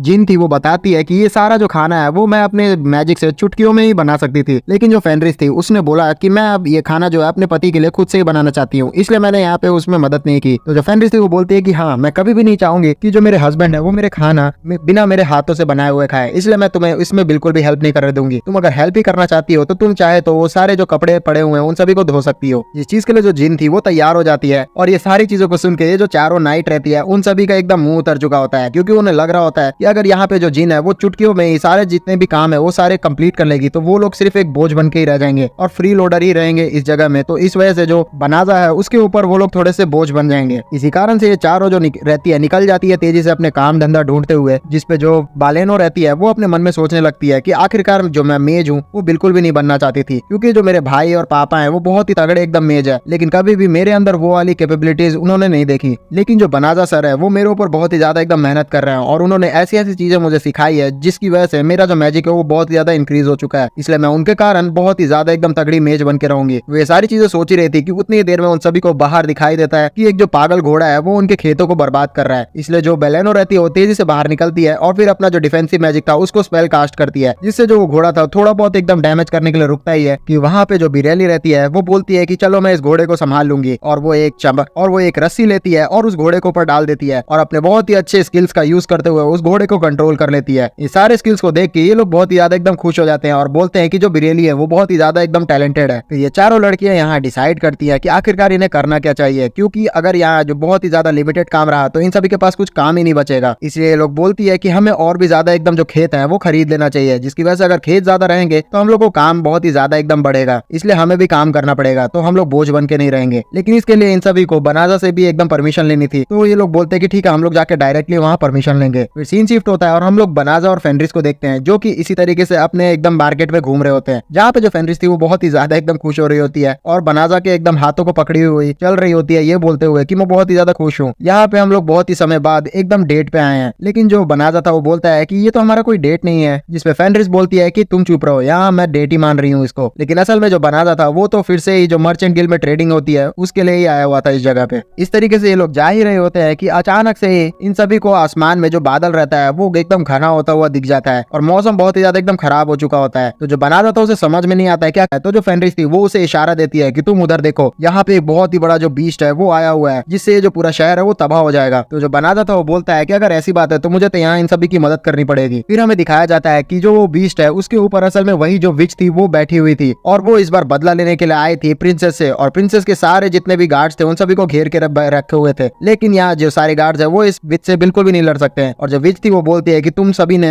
मेरे को कैद कर लिया था, इसलिए मैं यहाँ पे तुम्हारा बदला लेने के लिए आई हूँ। और ये चीज बोल के वो एक ही मैजिक में जितने भी गार्ड्स थे प्रिंसेस के अगल बगल उन सभी को निपटा देती है। एक से ऐसा लग रहा होता है कि जो प्रिंसेस है उसका एकदम बैंड बजने वाला है, लेकिन उतने ही देर में जो जिन रहती है वो तेजी से दौड़ते हुए बनाजा और फेनरिस के पास आ जाती है और बोलती है कि मुझे पता नहीं क्यों यहाँ अचानक से बहुत ही तगड़ा एकदम डार्क मैजिक का एहसास हुआ है, आखिरकार यहाँ हो क्या रहा है। तो जो बनाजा था वो बोलता है कि तुम देख सकती हो दूर में एक जो मॉन्स्टर्स है वो इस पूरे शहर में एकदम तबाही मचा रहा है। तो जो जिन थी वो बोलती है कि ये कोई मॉन्स्टर नहीं है, इसे एक इंसान था, ये इसको मॉन्स्टर बनाया गया है एक मेज के द्वारा, और ये जो मेज है वो बहुत ही ज्यादा एकदम ताकतवर हुआ करती थी, लेकिन मैं इससे निपट सकती हूँ, आप मुझे प्लीज परमिशन दीजिए ताकि मैं इससे जाके लड़ सकूं और अपने मास्टर का नाम रोशन कर सकूं। उसे इतना ज्यादा एकदम इंसिस्ट करते हुए देख के जो बनाजा था वो बोलता है कि ठीक है तुम जा सकती हो, उसे लड़ सकती हो। और जो वो जिन थी वो तेजी से पहुंच जाती है उस मेज से लड़ने के लिए, और वो जो मेज थी वो उसी समय पे जो प्रिंसेस थी उसके ऊपर अटैक करने वाली होती है और प्रिंसेस का गेम बजने वाला होता है, लेकिन जो जिन थी वो सही समय पे आके उस प्रिंसेस को बचा लेती है। तो जो जिन थी वो बोलती है कि तुम यहाँ पे मेरे को बिल्कुल भी एकदम हरा नहीं सकती, मेरे जो मास्टर है उन्होंने ऑर्डर किया है कि मैं इन प्रिंसेस को बचाऊं और तुम्हें यहाँ पे हराऊं। तो जो मेज थी वो चिढ़ाते हुए उसे बोलती है कि तुम तो किसी का ऑर्डर वैसे भी पूरा कर नहीं पाती हो, तो तुम यहाँ आई क्यों हो। तो जो जिन थी वो बोलती है कि तुम बिल्कुल भी यहाँ मेरा मुकाबला नहीं कर सकती, और ये चीज बोल के इन दोनों के बीच में बहुत ही भीषण एकदम लड़ाई होनी शुरू हो जाती है, जिसमें देखने से लग रहा होता है कि जो मेज है उसके ऊपर जो जिन है वो बहुत ही ज्यादा एकदम ओवर पावर कर रही है, लेकिन फिर भी काफी देर तक इनकी लड़ाई चल रही होती है, जिसमें फाइनली जो मेज थी वो थोड़ा बहुत एकदम डैमेज हो जाती है, जिसपे गुस्सा होते हुए वो बोलती है कि अब तुम मेरा यहाँ पे रियल एकदम मैजिक देखोगी। और ये चीज बोल के वो अपना जो डार्क मैजिक था उसको समन करने लग जाती है, जिसकी वजह से जो मॉन्स्टर था वो बहुत ही ज्यादा एकदम बड़ा होते जा रहा होता है। वो इतना ज्यादा बड़ा हो रहा होता है कि पूरे शहर को वो अपने ऊपर ही एकदम ढकने वाला होता है, लेकिन अचानक से पता नहीं क्या होता है, जो उसका मैजिक रहता है वो तेजी से एकदम कट जाता है और वो जो मॉन्स्टर बहुत ही ज्यादा एकदम बड़ा हो रहा था वो तेजी से एकदम छोटा होना शुरू हो जाता है। जो मेज रहती है उसे समझ समझ ही नहीं आता है कि उसने इतना ज्यादा एकदम ताकतवर स्पेल्स यहाँ पे कास्ट किया था, लेकिन उसका जो डार्क स्पेल था उसे किसी ने नलिफाई कर दिया इतने इजीली। जो जिन रहती है उसे भी समझ में नहीं आता है कि यहाँ क्या हुआ। तो जो बनाजा था उसे बोलता है कि तुम बिल्कुल भी चिंता मत करो, यहाँ पे मैंने उस स्पेल को कास्ट करने से रोका है, क्योंकि वो जो स्पेल था वो बहुत ज्यादा डैमेज पहुंचा था इस पूरे शहर को। तो जो जिन थी वो उससे माफी मांगती है और बोलती है कि मेरे होते हुए भी आपको यहाँ पे लड़ना पड़ा, इसलिए मैं माफी चाहती हूँ। जिस पे बनाजा उसे बोलता है कि कोई बात नहीं, लेकिन जो जिन थी वो बोलती है कि आप मुझे दोबारा से चांस दीजिए, मैं यहाँ पे इस मैच को पूरी तरीके से एकदम खत्म करना चाहती हूँ। जिसके लिए जो बनाजा था उसे ऑर्डर दे देता है। फिर जो जिन थी वो चली जाती है उस मैच से लड़ने के लिए, और जो मैच थी वो अभी तक डाइजेस्ट ही नहीं की होती है कि आखिरकार वो कैसे यहाँ पे हार गई एक इंसान से। लेकिन जो जिन थी वो उसे बिल्कुल भी सोचने का मौका नहीं देती है और तेजी से एक बहुत ही तगड़ा मैजिक स्पेल कास्ट करती है और उसको अपने अंदर एकदम छोटा सा बॉल बना के समा लेती है। जिस चीज को देख के बनाजा बोलता है कि तुम उसे अपने अंदर क्यों ले रही हो। तो जो जिन थी वो बोलती है कि मैं इसके ताकत का आपके मदद करने के लिए यूज करूंगी। तो जो फेनरिस थी वो भी इस चीज को सुन के एकदम खुश हो जाती है और वो बोलती है कि तुम दिन प्रतिदिन बहुत ही ज्यादा एकदम तेज होते जा रही हो। उस मैच के जाने के कारण जो उसका मैजिक था उसका पूरा का पूरा जो ताकत था वो खत्म हो जाता है और जो हीरो और उसकी जो सर्वेंट थी वो एक नॉर्मल इंसान बन जाते हैं। फिर हमें प्रिंसेस का सीन दिखाया जाता है जो कि यहाँ आने के बाद बनाजा को पहचान लेती है और बोलती है कि बनाजा आप यहाँ पे हैं, मेरे को बहुत ही ज्यादा एकदम खुशी हुई आपको यहाँ पे देख के। फाइनली आपने फिर से हमें यहाँ पे बचा लिया है, मैं आपकी बहुत ही ज्यादा एकदम शुक्रगुजार हूँ। फिर जो प्रिंसेस रहती है वो बहुत ही ज्यादा एकदम अच्छी तरीके से बनाजा को ग्रीट करके उसे सॉरी बोलती है कि किस तरीके से उसके फादर ने बहुत ही बुरी तरीके से बनाजा को ट्रीट किया था। और फिर उसके बाद वो माफी मांगते हुए बोलती है कि मेरे फादर ने जिस तरीके से आपको ट्रीट किया था उसके लिए मैं माफी मांगती हूँ, लेकिन मैं चाहती हूँ कि आपकी जरूरत हमें बहुत ही ज्यादा है। जो हीरो है वो बहुत ही ज्यादा एकदम बेकार था, हमने उसे उसके पद से भी निकाल दिया है, इसलिए मैं चाहती हूँ कि आप हमारा साथ दीजिए और हमारा जो दुनिया है उसकी रक्षा कीजिए। जिसपे जो बनाजा था वो देखता है कि प्रिंसेस उससे बहुत ही ज्यादा रिक्वेस्ट कर रही है, तो वो उन्हें रोकता है और फिर बोलता है कि आप इतना ज्यादा अच्छी तरीके से बोल रही हैं, मैं मानता हूँ कि आपके फादर ने बहुत ही बुरी किया था मेरे साथ, लेकिन मैं उस चीज के लिए गुस्सा बिल्कुल भी नहीं हूँ। लेकिन मैं आप लोगों को बता दूं कि मैं आप लोग के साथ बिल्कुल भी नहीं जा सकता, क्योंकि मेरे पास मेरी वाइफ है और मैं इसके साथ बहुत ही अच्छी जिंदगी जी रहा हूँ। और वो पोलाइटली एकदम प्रिंसेस को मना कर देता है और वहां से सीधा अपने घर की तरफ चला जाता है। फिर हमें घर का सीन दिखाया जाता है जहाँ पे चारों जो नाइट्स रहती है वो बनाजा को प्लान समझा रही होती है उनका। वो बता रही होती है कि अगर वो लोग बहुत सारे जो जमीन है उसे अगल बगल का खरीद लें तो फिर जिस वजह से वो लोग के पास बहुत ही अच्छा एकदम जगह बन जाएगा खेती करने के लिए, जिससे वो बहुत ही ज्यादा एकदम प्रोडक्टिविटी बढ़ा सकती है और उस सारे जो खेती में उपजाऊ किए हुए फल होंगे उन्हें बेच भी सकती है। जिसके लिए जो बनाजा था वो तैयार हो जाता है और फिर उसके बाद वो कैलकुलेट करना शुरू करता है कि कितना ज्यादा उन्हें खर्चा आएगा अगर वो जमीन खरीदना शुरू करते हैं तो। और जैसे ही फाइनल अमाउंट आता है तो ये चारों नाइट्स एकदम बेहोश हो जाती है, क्योंकि ये जो अमाउंट था वो बहुत ही ज्यादा था। इतने ज्यादा अमाउंट से एक पूरा एक गाँव भी बसाया जा सकता था, जिसके लिए फिर वो बनाजा को मना करने लग जाती है और बोलती है कि उनके पास उतना पैसा नहीं है। तो जो बनाजा था उन्हें बोलता है कि अरे तुम चिंता मत करो, अगर तुम लोग इतना ज्यादा एकदम इस चीज को ड्रीम प्रोजेक्ट मान रहे हो तो मैं तुम्हारा इसमें इन्वेस्ट करना चाहता हूँ और तुम लोग चिंता मत करो, जब तुम्हारे पास पैसे आएंगे तब तुम मुझे चुका देना। जिस चीज के लिए जो नाइट्स थी वो बहुत ही ज्यादा एकदम खुश हो जाती है और बनाजा को एकदम अच्छी तरीके से ग्रीट करती है। फिर जो बनाजा था वो उन्हें बोलता है हमें यहाँ पे जितने भी हम लोग पेड़ पौधे उगा रहे हैं उन सभी को ऐसा एकदम पेड़ पौधे उगाने होंगे जिनका भी सीजन चल नहीं रहा है, जिसकी वजह से उनका जो डिमांड होगी वो बहुत ही ज्यादा एकदम हाई होगी। और तुम लोग बिल्कुल भी चिंता मत करो वेदर्स को कंट्रोल करने का, क्योंकि वो मैं तुम्हारे लिए कर दूंगा। तो जिस चीज के लिए चारों नाइट्स भी तैयार हो जाते हैं। फिर थोड़ी देर बाद हम लोग बेलानो को देखते हैं जो कि यहाँ बनाजा को बता रही होती है कि उसने अब डिसाइड कर लिया है कि वो मैजिक सीखने के लिए मैजिक अकेडमी में जाएगी और वहां से सीख के आके वो यहाँ बहुत ही ज्यादा एकदम मदद करेगी बनाजा का। तो जो बनाजा था वो उसे ग्रीट करता है और बोलता है कि वो बहुत ही ज्यादा खुश है कि जो बेलानो वो अपने जिंदगी में आगे बढ़ने वाली है। लेकिन बाकी तीनों जो नाइट्स थी वो सोच रही थी कि अगर बेलानो बहुत ही अच्छा मैजिक सीख के आ जाती है तो उनका जो खेती करने वाला टैलेंट है वो तो वेस्ट हो जाएगा, क्योंकि ये जो मैजिक है उसकी मदद का यूज करते हुए वो बहुत ही इजीली यहाँ खेती कर लेगी। फिर इसके बाद वो लोग जो रहते हैं वो अपना काम करना कंटिन्यू करते हैं। शाम हो जाती है और जो बनाजा रहता है वो फेनरिस से बात करते हुए बोल रहा होता है कि सब लोग अपनी जिंदगी में जो लोग पसंद करते हैं वही फॉलो कर रहे हैं और मैं भी यहाँ मर्चेंट की तरह एकदम जीना पसंद करता हूँ, इसलिए मैं भी अपने जो गोल है उस पर फोकस करूंगा और आगे चल के मैं एक शॉप भी खोलना चाहता हूँ, क्योंकि पिछली जिंदगी में मैं वो शॉप खोल नहीं पाया था, इसलिए मैं इस जिंदगी में वो शॉप खोलना चाहता हूँ। तो जो फेनरिस थी वो चीज सुन के खुश हो जाती है और बोलती है कि आपका जो शॉप है उसको सफल बनाने के लिए मैं अपने सारे दोस्तों को भी बोलूंगी आपके शॉप से ही खरीदने के लिए। तो बनाजा उसे बोलता है कि अरे नहीं, तुम्हारे जो जितने भी दोस्त है वो सारे मॉन्स्टर्स होंगे और उन्हें देख के जितने भी नॉर्मल इंसान होंगे वो डर जाएंगे, तो हमारा शॉप बंद हो जाएगा। तो फेनरिस बोलती है आप चिंता न करें, मैं उन सभी को बोल दूंगी कि वो अपने ह्यूमन फॉर्म्स में यहाँ पे लेने के लिए आए। फिर जो बनाजा था वो बोलता है कि चलो ठीक है, मैं इस चीज के लिए तैयार हूँ। और फिर उसके बाद बनाजा अपने पॉकेट में से एक गिफ्ट निकालता है और वो असल में एक रिंग रहता है। वो फेनरिस को देते हुए बोलता है कि मेरे को ये रिंग बहुत ही ज्यादा एकदम पसंद आया था। तो जो फेनरिस थी वो बोलती है कि ये तो एकदम वेडिंग रिंग की तरह लग रहा है। तो बनाजा बोलता है कि हाँ देखो मैंने यहाँ पे एक पहन लिया है तो तुम भी पहन लो। और फिर जो फेनरिस थी वो उस रिंग को पहन लेती है और उसे पहनने के बाद वो बहुत ही ज्यादा खुश हो जाती है, क्योंकि अब फाइनली जो उनका शादी था वो एकदम हो चुका है। फिर सीन शिफ्ट हो जाता है और हम लोग महल का जो कारागार रहता है उसे देखते हैं, जहाँ पे जो हीरो और उसकी बंदी रहती है वो एकदम कैद रहते हैं। जहाँ पे जो उसकी बंदी थी वो दूसरे एकदम सेल में थी और हीरो दूसरे सेल में। हीरो को लग रहा होता है कि उसे बहुत ही ज्यादा एकदम तगड़ा सजा मिलने वाला है, इसलिए वो बहुत ही ज्यादा एकदम डरा हुआ होता है। फिर हम लोग को एक अजीब सी जगह दिखाई जाती है जहाँ पे हम लोग बारीरोसा को देखते हैं बहुत ही स्ट्रेंज कपड़े में, और उसे एकदम अजीब लग रहा होता है कि आखिरकार वो यहाँ पे कर क्या रही है। फिर हम लोग बारीरोसा के सामने एकदम झुके हुए देखते हैं उलिमिनास को, और वो बोल रही होती है बारीरोसा को कि क्वीन, आप यहाँ पे बहुत ही ज्यादा एकदम खूबसूरत लग रही हैं, वैसे भी आपको शादी से पहले बहुत ही अच्छी तरीके से सजना चाहिए। बारीरोसा को समझ में नहीं आ रहा होता है कि आखिरकार वो कहाँ पे आ गई कि उतनी ही देर में जो डीमन किंग रहता है वो वहाँ आ जाता है और बारीरोसा को बहुत ही अच्छी तरीके से एकदम पकड़ते हुए बोलता है कि मेरी वाइफ, हम लोग की आज शादी होने वाली है और तुम सच में बहुत ही ज्यादा एकदम खूबसूरत लग रही हो, और तुम्हारे जो शादी हो रही है उसके गिफ्ट के तौर पे मैं तुम्हें ये दुनिया देना चाहता हूँ। तो जो बारीरोसा थी उसे समझ ही नहीं आता कि आखिरकार यहाँ पे वो फंस कैसे गई और ये जो डीमन किंग है वो आखिरकार उसके प्यार में कैसे गिर गया है। तो वो मना करने लग जाती है और बोलती है कि मैं तुमसे प्यार नहीं करती हूँ, लेकिन जो सारे लोग थे वो उसका बात ही नहीं मान रहे होते हैं और उसकी शादी एकदम होने वाली होती है कि वो डर के मारे एकदम नींद से उठ जाती है और उसे पता चलता है कि वो बहुत ही ज्यादा एकदम भयानक सा सपना देख रही थी, और वो डरते डरते एकदम बोलती है कि आखिरकार ये क्या था। फिर उसके बाद सुबह वो ये सारी बातें जो फेनरिस रहती है उसको बता रही होती है कि किस तरीके से उसे आजकल बहुत ही ज्यादा बुरे सपने आ रहे हैं। तो जो फेनरिस थी वो बोलती है कि कहीं तुम लोग किसी के प्यार में तो नहीं पड़ गई हो, क्योंकि हमारे में माना जाता है कि अगर हमारे जो सपने हैं वही पूरे हमारी जो जिंदगी रहती है उसके बारे में डिपिक्ट किया करते हैं, और मुझे लगता है कि तुम्हें प्यार हो चुका है। तो जो बारीरोसा थी वो बोलती है कि नहीं नहीं, ऐसा बिल्कुल भी नहीं है, और पीछे जो दोनों नाइट्स रहती है वो बोलती है कि कहीं वो डीमन किंग तो नहीं। तो बारीरोसा और भी ज्यादा शर्मा जाती है और वो बोलती है तुम लोग बकवास बातें करना एकदम बंद करो, वो आखिरकार मेरे प्यार में क्यों गिरेगा। तो वो दोनों बोलती है कि अरे नहीं, मैं जानती हूँ, क्योंकि वहाँ पे वो तुम्हें बहुत ही ज्यादा एकदम अच्छी नजर से देखा करता था। तो बारीरोसा बोलती है कि नहीं, वो यहाँ पे मिलने आता था सिर्फ फेनरिस से। तो वो दोनों बोलती है कि नहीं, वो जब भी तुम्हें देखता था कि तुम यहाँ पे नहीं हो तो वो जल्दी चला जाया करता था, पक्का यहाँ तुम्हारा उसके साथ लफड़ा चल रहा है। जिसपे वो बहुत ही ज्यादा एकदम शर्मा जाती है और इधर उधर हाथ पटकने लग जाती है। फिर हमें महल का सीन दिखाया जाता है जहाँ पे जो राजकुमारी रहती है उसका सलाहकार उसे बता रहा होता है कि जो बनाजा ने आपको एकदम सोने के सिक्के दिए थे वो बहुत ही ज्यादा एकदम स्पेशल सोने के सिक्के थे, जो कि सिर्फ हमें दोनों जो हीरो कंटेंडर थे उनको दिया गया था। और मुझे लगता है कि कहीं यहाँ पे जो बनाजा है वो हमारा ही जो हीरो कंटेंडर तो नहीं है जिसको हमने सबसे स्टार्टिंग में बुलाया था। तो जो प्रिंसेस थी उसे भी समझ में आ जाता है कि ये जो सोने के सिक्के है वो कोई नॉर्मल नहीं है, इसका मतलब जो बनाजा है वो वही एकदम आदमी है जिसे स्टार्टिंग में हमने हीरो के साथ ही टेलीपोर्ट किया था इस दुनिया में। और वो समझ जाती है कि आखिरकार वो क्यों नहीं चाहता है कि वो दोनों पार्टियों से कहीं भी लड़े, और उसका जो गुस्सा होना जायज भी है क्योंकि उसे बहुत ही ज्यादा बुरी तरीके से एकदम स्टार्टिंग में ट्रीट किया गया था। उतनी देर में जो वहाँ सेना का एक आदमी रहता है वो आके प्रिंसेस को बताता है कि जो हीरो है वो अपनी बंदी के साथ जेल से भाग चुका है। तो प्रिंसेस बोलती है कि जल्द से जल्द उसे पकड़ के यहाँ पे लेके आओ। फिर हमें हीरो का सीन दिखाया जाता है जो कि झाड़ी में एकदम छुपा हुआ रहता है उस लड़की के साथ, और वो एकदम जितने भी गार्ड्स आ रहे होते हैं उन सभी से एकदम बच रहा होता है। जो बंदी रहती है वो बोलती है हीरो से कि आप इतना ज्यादा भाग क्यों रहे हो और आपने आखिरकार चोरी क्यों की थी उस जगह से। तो जो हीरो था वो बोलता है कि अरे तुम यहाँ पे क्या बात कर रही हो, वैसे भी मैं उनके लिए हीरो बना था तो इतना तो वो लोग मेरे लिए कर ही सकते हैं, और मैं बस वही वाला गिफ्ट लेने के लिए गया था उनके खजाने से जो कि मैं डिजर्व करता हूँ। और फिर ये वो बोलते हुए एक पोटली निकालता है जिसको खोलने के बाद पता चलता है इन्हें कि उसके अंदर एक शॉवल होता है। इसी शॉवल को देख के वो लोग समझ ही नहीं पाता है कि आखिरकार ये क्या है, लेकिन अचानक से इनकी तरफ से एक आवाज हो जाती है जिसकी वजह से जो गार्ड्स थे वो इनकी तरफ आ जाते हैं। तो ये लोग डरते हुए उसी शॉवल का यूज करते हुए गड्ढा करके जमीन में चले जाते हैं और उन गार्ड्स को पता नहीं चलता है कि ये लोग कहाँ गए। वो जो शॉवल था वो कोई नॉर्मल शॉवल नहीं था, उस शॉवल की वजह से थोड़ा सा ही एकदम एफर्ट से बहुत ही बड़ा एकदम गड्ढा हो गया होता है जिसके अंदर हीरो और उसकी बंदी छुप चुके थे, लेकिन अब इन्हें पता नहीं था कि आखिरकार ये लोग ऊपर कैसे जाए। फिर सीन शिफ्ट हो जाता है और हमें दिखाया जाता है डीमन कासल, जहाँ पे जो डीमन लॉर्ड था उसे उलिमिनास बता रही होती है कि हमारा जितना भी फोर्सेस का यूज करते हुए हमने पता करने की कोशिश की तो हमें बनाजा का जो लोकेशन है वो पता ही नहीं चल रहा है, शायद से वो शहर से एकदम बाहर जा चुका है। तो जो डीमन लॉर्ड था वो बोलता है कि नहीं, टेलीपोर्टेशन मैजिक जो है वो ऐसे काम नहीं किया करता है, टेलीपोर्टेशन मैजिक तुम्हें उसी जगह पे लेके जाती है जहाँ पे तुम कभी गए हुए हो, इसलिए मुझे लगता है कि वो शहर से बाहर बिल्कुल भी नहीं गया होगा। मैं चाहता हूँ कि तुम उसे बहुत ही अच्छी तरीके से एकदम ढूंढो। जिसपे जो उलिमिनास थी उसे बोलती है कि माय लॉर्ड, यहाँ पे मैं गुस्ताखी तो कर रही हूँ, लेकिन क्या हमें उतना ज्यादा एकदम उस आदमी पे फोकस करना चाहिए? मुझे तो लगता है कि हमारी जो फोर्सेस है वो तैयार है, इसलिए हमें डायरेक्टली उन पे हमला कर देना चाहिए। जिसपे जो डीमन लॉर्ड था वो बोलता है कि तुम समझ नहीं रही हो, वो जो इंसान है वो बहुत ही ज्यादा एकदम ताकतवर है, और अगर हम हमला कर भी देते हैं तो वो प्योरिफिकेशन मैजिक को कास्ट करके तुरंत ही हम सभी को मार देगा, और मैं बिल्कुल भी बिना प्लान के वहाँ पे जाना नहीं चाहता हूँ, और मुझे अपने जितने भी कॉमरेड्स हैं वो बहुत ही ज्यादा एकदम प्यारे हैं। इन सारी बातों को पीछे से एक जो दूसरी डीमन रहती है वो भी सुन रही होती है, और वे सारी बातों को चली जाती है और उसी डीमन लॉर्ड के भाई को बता देती है, जिसे सुन के जो उसका भाई रहता है वो बहुत ही ज्यादा एकदम गुस्सा हो जाता है, और वो बोलता है कि मेरा भाई बहुत ही ज्यादा एकदम कायर हो गया है, वो असल में अपने फोर्सेस को पीछे खींच नहीं रहा, उसके साथ ही साथ वो एक इंसान को अपने अंदर शामिल भी करना चाह रहा है। वो इंसान की इतनी औकात कैसे हो गई कि जो डीमन लॉर्ड है वो उसके सामने झुक रहा है। मैं जरूर अपने जो विद्रोह है उसको आगे बढ़ाऊंगा, और फाइनली अब समय आ चुका है कि मैं अपने जो भाई है उसकी गद्दी पे कब्जा कर लूं। फिर सीन शिफ्ट हो जाता है और हम लोग फेनरिस को देखते हैं बनाजा के साथ, जो कि मार्केट में घूम रहे होते हैं और अपने खाने के लिए कुछ सामान लेने आए हुए होते हैं, जहाँ पे जो फेनरिस थी उसे बोलती है कि हमने सामान तो ले लिया है, लेकिन चलो मैं तुम्हें यहाँ पे अब कुछ खिलाने के लिए एक अच्छे से शॉप पे लेके जाऊंगी। और ये दोनों जा ही रहे होते हैं कि इनका ध्यान जाता है कि एक जो बूढ़ी औरत रहती है वो अपने शॉप को खाली कर रही होती है। तो ये लोग जाके उससे पूछते हैं कि आखिरकार वजह क्या है। तो वो बूढ़ी औरत बताती है कि मेरा बिजनेस तो सही चल रहा था, लेकिन अचानक से जो मेरा सप्लायर था उसको दिक्कत आ गई है, क्योंकि हाल ही में बहुत ही ज्यादा एकदम तगड़ा अटैक हुआ है डीमंस का और इंसानों के बीच में, जिसकी वजह से मेरा बिजनेस पूरी तरीके से एकदम ठप हो गया है। तो जो बनाजा था वो मन में सोचता है कि असल में ये जो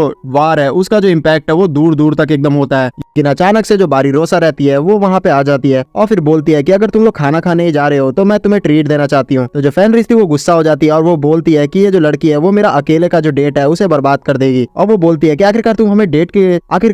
ट्रीट क्यों देना चाहती हो। तो जो बारीरोसा थी वो बोलती है कि हाल ही में जो मेरा रैंक है वो बढ़ चुका है और ये हुआ है सिर्फ और सिर्फ बनाजा के कारण, जिसकी वजह से जो मेरी इनकम है वो भी बढ़ गई है, तो मैं तुम्हें ट्रीट देना चाहती हूँ। जिसके लिए जो फेनरिस थी वो भी तैयार हो जाती है और ये लोग जाना शुरू करते हैं कि उतनी ही देर में जो जिन रहती है वो सामने आ जाती है इनके और फिर इन्हें रोकते हुए एक बड़ा सा मैजिक कास्ट करती है और बोलती है कि यहाँ पे पता नहीं अचानक से ही बहुत ही बड़ा जो मैजिक वाला आदमी है मैं उसे सेंस कर पा रही हूँ। और फिर हम लोग देखते हैं कि और कोई नहीं डीमन लॉर्ड ही होता है अपने इंसानी रूप में। फिर ये जो चारों लोग रहते हैं वो एक जगह बैठ जाते हैं खाने के लिए और वहाँ पे ये लोग खाते हुए बातचीत कर रहे होते हैं। यहाँ पे जो डीमन लॉर्ड था वो खाना खाते हुए बोल रहा होता है, मुझे हाल ही में पता चला था कि मेरे लोगों से कि इस जगह पे कोई अजीब सा स्पेल कास्ट हुआ है, तो मैं यहाँ पता करने के लिए आ गया और देखो तुम मुझे यहाँ मिल गए, मैं तुम्हें बहुत ही दिनों से ढूंढ रहा था। फिर वो बारीरोसा को देखता है और बोलता है कि तुम भी बहुत ही ज्यादा एकदम ताकतवर होते जा रही हो, वैसे क्या तुम्हें खाना बनाने भी आता है, क्योंकि मुझे लगता है कि तुम खाने की बहुत ही ज्यादा एकदम शौकीन हो। लेकिन जो बारीरोसा थी वो उसकी बातों से थोड़ा बहुत एकदम इरिटेट हो रही थी और वो डायरेक्टली उससे पूछ डालती है कि तुम इंसानों के ऊपर इतना ज्यादा एकदम इंटरेस्ट क्यों शो करते हो, क्या तुम यहाँ पे हमारी प्लान्स जानने के लिए आए हो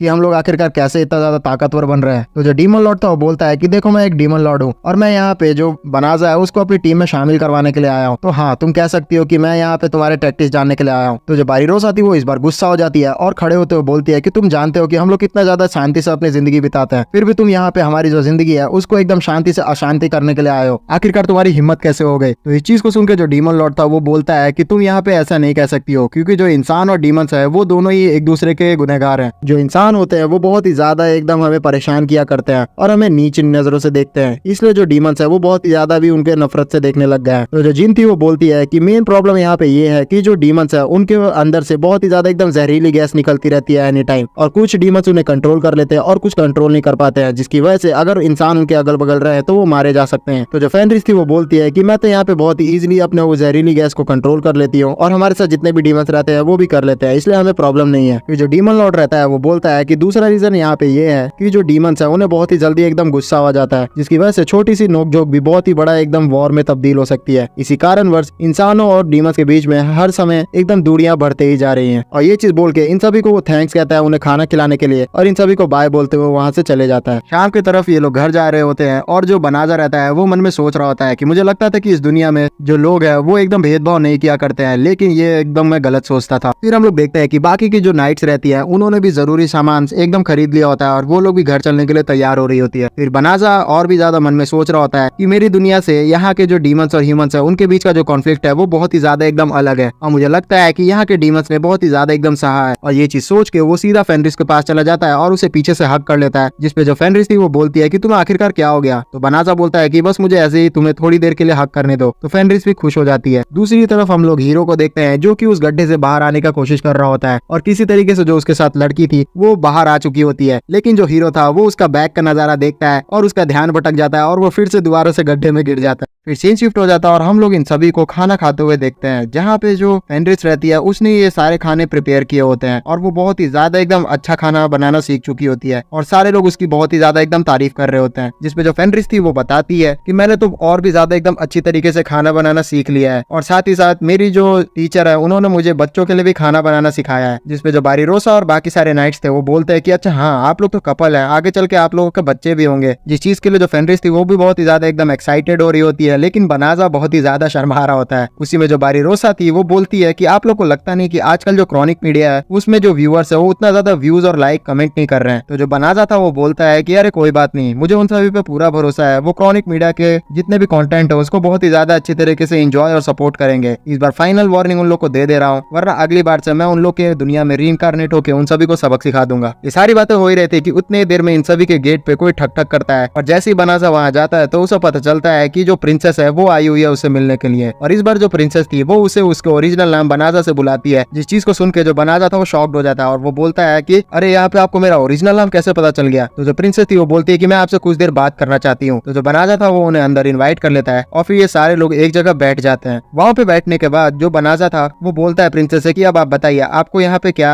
वजह खींच के ले आई। जिसपे जो प्रिंसेस थी वो बोलती है कि मैं आपसे कुछ समय अकेले में बात करना चाहती हूँ। जिस चीज को सुनकर जितनी भी लड़कियां थी वो तो वहाँ से तुरंत निकलना शुरू कर देती है, लेकिन जो फेनरिस थी वो बोलती है कि मैं यहाँ से नहीं जाऊंगी क्योंकि मैं सारी बातें जानना चाहती हूँ। तो बनाजा भी बोलता है कि हाँ, यहाँ पे जो फेनरिस है वो मेरी बीवी है और मैं बिल्कुल भी अपनी बीवी से एक भी चीज नहीं छुपाता हूँ, इसलिए मैं चाहता हूँ कि आप जो भी बात मुझे बोलना चाहते हैं वो इनके सामने भी बोले। तो प्रिंसेस इस चीज के लिए तैयार हो जाती है और वो बोलती है कि ठीक है, मैं इसको बिल्कुल भी बाहर नहीं भेजूंगी। जैसे ही यहाँ थोड़ा एकांत होता है तो प्रिंसेस उसके सामने एकदम झुक जाती है और फिर झुकते हुए बहुत ही जोरों से एकदम माफी मांगती है बनाजा से और बोलती है कि सर बनाजा, मैं बहुत ही ज्यादा एकदम शर्मिंदा हूँ कि हमारे जो फादर है उन्होंने आपको बहुत ही ज्यादा जलील किया था और आपको दूसरी जगह पे ही भेज दिया था आपके इस दुनिया में टेलीपोर्ट होने पे, और फिर उसके बाद आपको सामान भी बहुत ही अच्छे अच्छे नहीं दिए गए थे ताकि आप मारे जाए। लेकिन मैं जानती हूँ कि हमसे गलती हुई है और हम इस चीज के लिए आपसे माफी चाहते हैं। जिस चीज पे जो बनाजा था वो थोड़ा एकदम ऑकवर्ड हो जाता है और वो बोलता है कि अरे मुझे आपसे कोई भी प्रॉब्लम नहीं है, मुझे इससे कोई दिक्कत नहीं थी, मैं इस सब चीज से अब आगे निकल चुका हूँ। तो जो प्रिंसेस थी वो खुश हो जाती है कि बनाजा ने उन्हें माफ कर दिया और फिर उसके बाद वो उन्हें बोलती है कि मैं आपको कुछ इंपॉर्टेंट चीज आपको बताना चाहती हूँ। जिसपे जो बनाजा था वो बोलता है कि आप मुझ पर भरोसा कर सकती हैं और आप मुझे वो चीज के बारे में बता सकती हैं। तो प्रिंसेस भी उसके सामने एक मैप रख देती है और वहाँ पे सारे चीजें इंडिकेट करना शुरू कर देती है। उस मैप में हमें बहुत सारे छोटे छोटे एक जगह दिख रहे होते हैं चमकते हुए। उसी जगह पे इन लोगों ने एक ऐसा स्पेल्स को एक्टिवेट किया हुआ था जिसकी वजह से डीमंस वहाँ दूर रहे। जिस चीज को देख के जो फेनरिस थी वो बहुत ही ज्यादा इरिटेट हो रही होती है। तो जो बनाजा था वो बोलता है कि आप इतना इंपॉर्टेंट इन्फॉर्मेशन मुझे क्यों बता रहे हैं। तो जो प्रिंसेस थी वो बोलती है कि देखिए, यहाँ पे जो हमने प्यूरिफिकेशन का मैजिक कास्ट किया था वो जल्दी खत्म हो जाएगा और मुझे लगता है कि जल्दी जो डीमंस है वो हम पे बहुत ही तगड़ा एकदम हमला कर देंगे। धीरे धीरे जो हमारे सोल्जर्स है वो बहुत ही ज्यादा एकदम कमजोर हो गए हैं और हमारे पास बिल्कुल भी एकदम मैन पावर नहीं है लड़ने के लिए। तो जो फेनरिस थी वो गुस्सा हो जाती है इस चीज को सुन के और वहाँ पे खड़े होते हुए बोलती है कि तुम कितनी ज्यादा एकदम सेल्फिश हो, यहाँ पे तुम चाहती हो कि मेरा जो हस्बैंड है वो तुम्हारी तरह से लड़े और फिर उसके बाद तुम उन्हें सेक्रीफाइस करना चाहती हो। तो जो प्रिंसेस थी वो एकदम शर्मा जाती है और बोलती है कि देखिए, हमारे पास कोई भी चॉइस नहीं है, यहाँ पे हम लोग बहुत ही ज्यादा एकदम फंसे हुए हैं और हम जानते हैं कि हमारी मदद सिर्फ सर बनाजा ही कर सकते हैं। मैं बस इतना सा चाहती हूँ कि आप हमारी तरफ से जो 4-5 गाँव एकदम खतरे में है उसकी सिक्योरिटी को इंश्योर करें। फेनरिस और भी ज्यादा गुस्सा हो जाती है इस सारी चीजों को सुन के और बोलती है कि तुम मेरे हस्बैंड का कुछ ज्यादा ही इस्तेमाल कर रही हो। तो जो बनाजा था वो उसे रोक देता है और बोलता है कि तुम समझ नहीं रही हो, यहाँ पे प्रॉब्लम ये है कि जो प्रिंसेस है वो ये चाहती है मुझसे कि मैं जो डीमंस है उनका साथ नहीं दूं और ना ही मैं इनको ज्वाइन करूं। फिर सारी बातें A to Z जो फेनरिस थी वो उसको समझा देता है, जिसके बाद जो फेनरिस थी वो भी इस चीज के लिए तैयार हो जाती है। फिर जो प्रिंसेस थी वो भी वादा करती है बनाजा से कि अभी उसके जो फादर है वो बहुत ही ज्यादा बीमार है, वो जैसे ही ठीक होंगे तो वो अपने फादर को भी लेके आएगी बनाजा से माफी मंगवाने के लिए। फिर सीन शिफ्ट हो जाता है और हम लोग दोबारा से हीरो और उसके बंदी को देखते हैं जो कि झाड़ियों में छुपे हुए थे, क्योंकि बहुत सारे जो लोग थे वो उनका पोस्टर लेके उन्हें ढूंढ रहे थे। जिसपे जो लड़की थी वो बहुत ही ज्यादा रोने लग जाती है और बोलती है कि हम लोग बहुत ही बुरी तरीके से एकदम फंस चुके हैं और अभी तो हमारे पास खाने के लिए भी कुछ नहीं है और मुझे भूख भी बहुत ही ज्यादा लगी है। जिसपे जो हीरो था वो अपने पॉकेट में से 2 बिस्किट्स निकालता है और उसमें से एक बिस्किट दे देता है उस लड़की को खाने के लिए। उस बिस्किट को खाते हुए लड़की बहुत ही ज्यादा खुश हो जाती है और फिर हीरो उसे बोलता है कि मैं यहाँ जानना चाहता हूँ कि मैं इतने ज्यादा मुसीबत में हूँ फिर भी तुमने मेरा साथ क्यों नहीं छोड़ा। जिसपे लड़की बोलती है कि ऐसा मैं भी तो आपसे पूछ सकती हूँ, क्योंकि मैं भी वहाँ से जा रही थी तो आप मुझे छोड़ सकते थे, लेकिन आपने भी मेरा साथ नहीं छोड़ा। तो इस चीज को सुन के जो हीरो था वो शर्मा जाता है और फिर वो बात चेंज कर देता है। फिर ये लोग को निकलने का थोड़ा सा मौका मिलता है तो हीरो पतली गली से निकल ही रहा होता है उस लड़की को लेके कि अचानक से इनके सामने एक मकड़ी आ जाती है और इन दोनों को रस्सी में बांध देती है। इसके बाद हम लोग को डीमन दिखाया जाता है जो कि बोलती है कि मुझे वहाँ पे 2 इंसान चाहिए थे जिसको मैं सेक्रीफाइस कर सकूं और मुझे लगता है कि मुझे वो 2 इंसान मिल चुके हैं। फिर वो हीरो और उस लड़की को पकड़ के यहाँ से लेके चली जाती है। फिर सीन दोबारा से हमें फेनरिस और बनाजा का दिखाया जाता है, जहाँ पे जो बनाजा था वो बहुत ही ज्यादा एकदम टेंशन में लग रहा होता है अपने रूम में लेटे हुए। तो फेनरिस उसके बगल में आके बोलती है कि मैं जानती हूँ कि आप बहुत ही ज्यादा एकदम टेंशन में, आप डिसाइड नहीं कर पा रहे हैं कि आखिरकार आपको क्या करना चाहिए। तो बनाजा उसे बोलता है कि देखो, यहाँ पे मेरा प्रॉब्लम ये है कि मैं बिल्कुल भी नहीं चाहता हूँ कि इस दुनिया में बहुत ही बेकार में कोई जंग हो और आगे चल के हमारा यहाँ पे बच्चा भी पैदा होगा, जिसके लिए मैं बहुत ही ज्यादा एकदम प्यारी जिंदगी चाहता हूँ जहाँ हमेशा शांति ही रहे। इसलिए मैं नहीं चाहता कि ह्यूमंस और डेमंस के बीच में लड़ाई हो। तो मुझे लगता है कि मुझे बीच बचाव करने के लिए और लोगों की जान बचाने के लिए वहाँ जाना ही पड़ेगा। तो इस चीज में जो फेनरिस थी वो भी फाइनली बनाजा का साथ देने के लिए तैयार हो जाती है। फिर हमें अगले दिन का सीन दिखाया जाता है जहाँ पे पूरा जो गाँव रहता है उसमें बहुत ही ज्यादा एकदम हल्ला हो चुका होता है, क्योंकि डीमंस ने हमला कर दिया होता है इंसानों के ऊपर। इसलिए जितने भी बच्चे और जितने भी बूढ़े थे वो सारे लोग यहाँ से पलायन करने की शुरुआत कर देते हैं। लेकिन अचानक से हम लोग एक बच्ची को देखते हैं जो कि इसी तरीके से भाग रही होती है, लेकिन वो एक जगह फंस जाती है और उसके ऊपर एक जो गॉब्लिन रहता है वो बहुत ही तगड़ा एकदम अटैक करने ही वाला होता है। अचानक से जो फेनरिस रहती है वो उसे बचा लेती है उस गॉब्लिन को डिफ्लेक्ट करके। फिर हमें दिखाया जाता है कि जो फेनरिस है उसके ऊपर बनाजा बैठा हुआ है और फेनरिस अपने फॉक्स अवतार में उन सारे सारे डीमन से लड़ने के लिए तैयार हो रही होती है। जो बनाजा था उसने एक ऐसा बैरियर क्रिएट कर दिया था जिसकी वजह से जो डीमंस है वो इंसानों की तरफ आ ही नहीं पा रहे थे। डीमंस बहुत ही ज्यादा एकदम ट्राई कर रहे थे कि वो इस बैरियर को तोड़ दे, लेकिन वो तोड़ ही नहीं सकते थे क्योंकि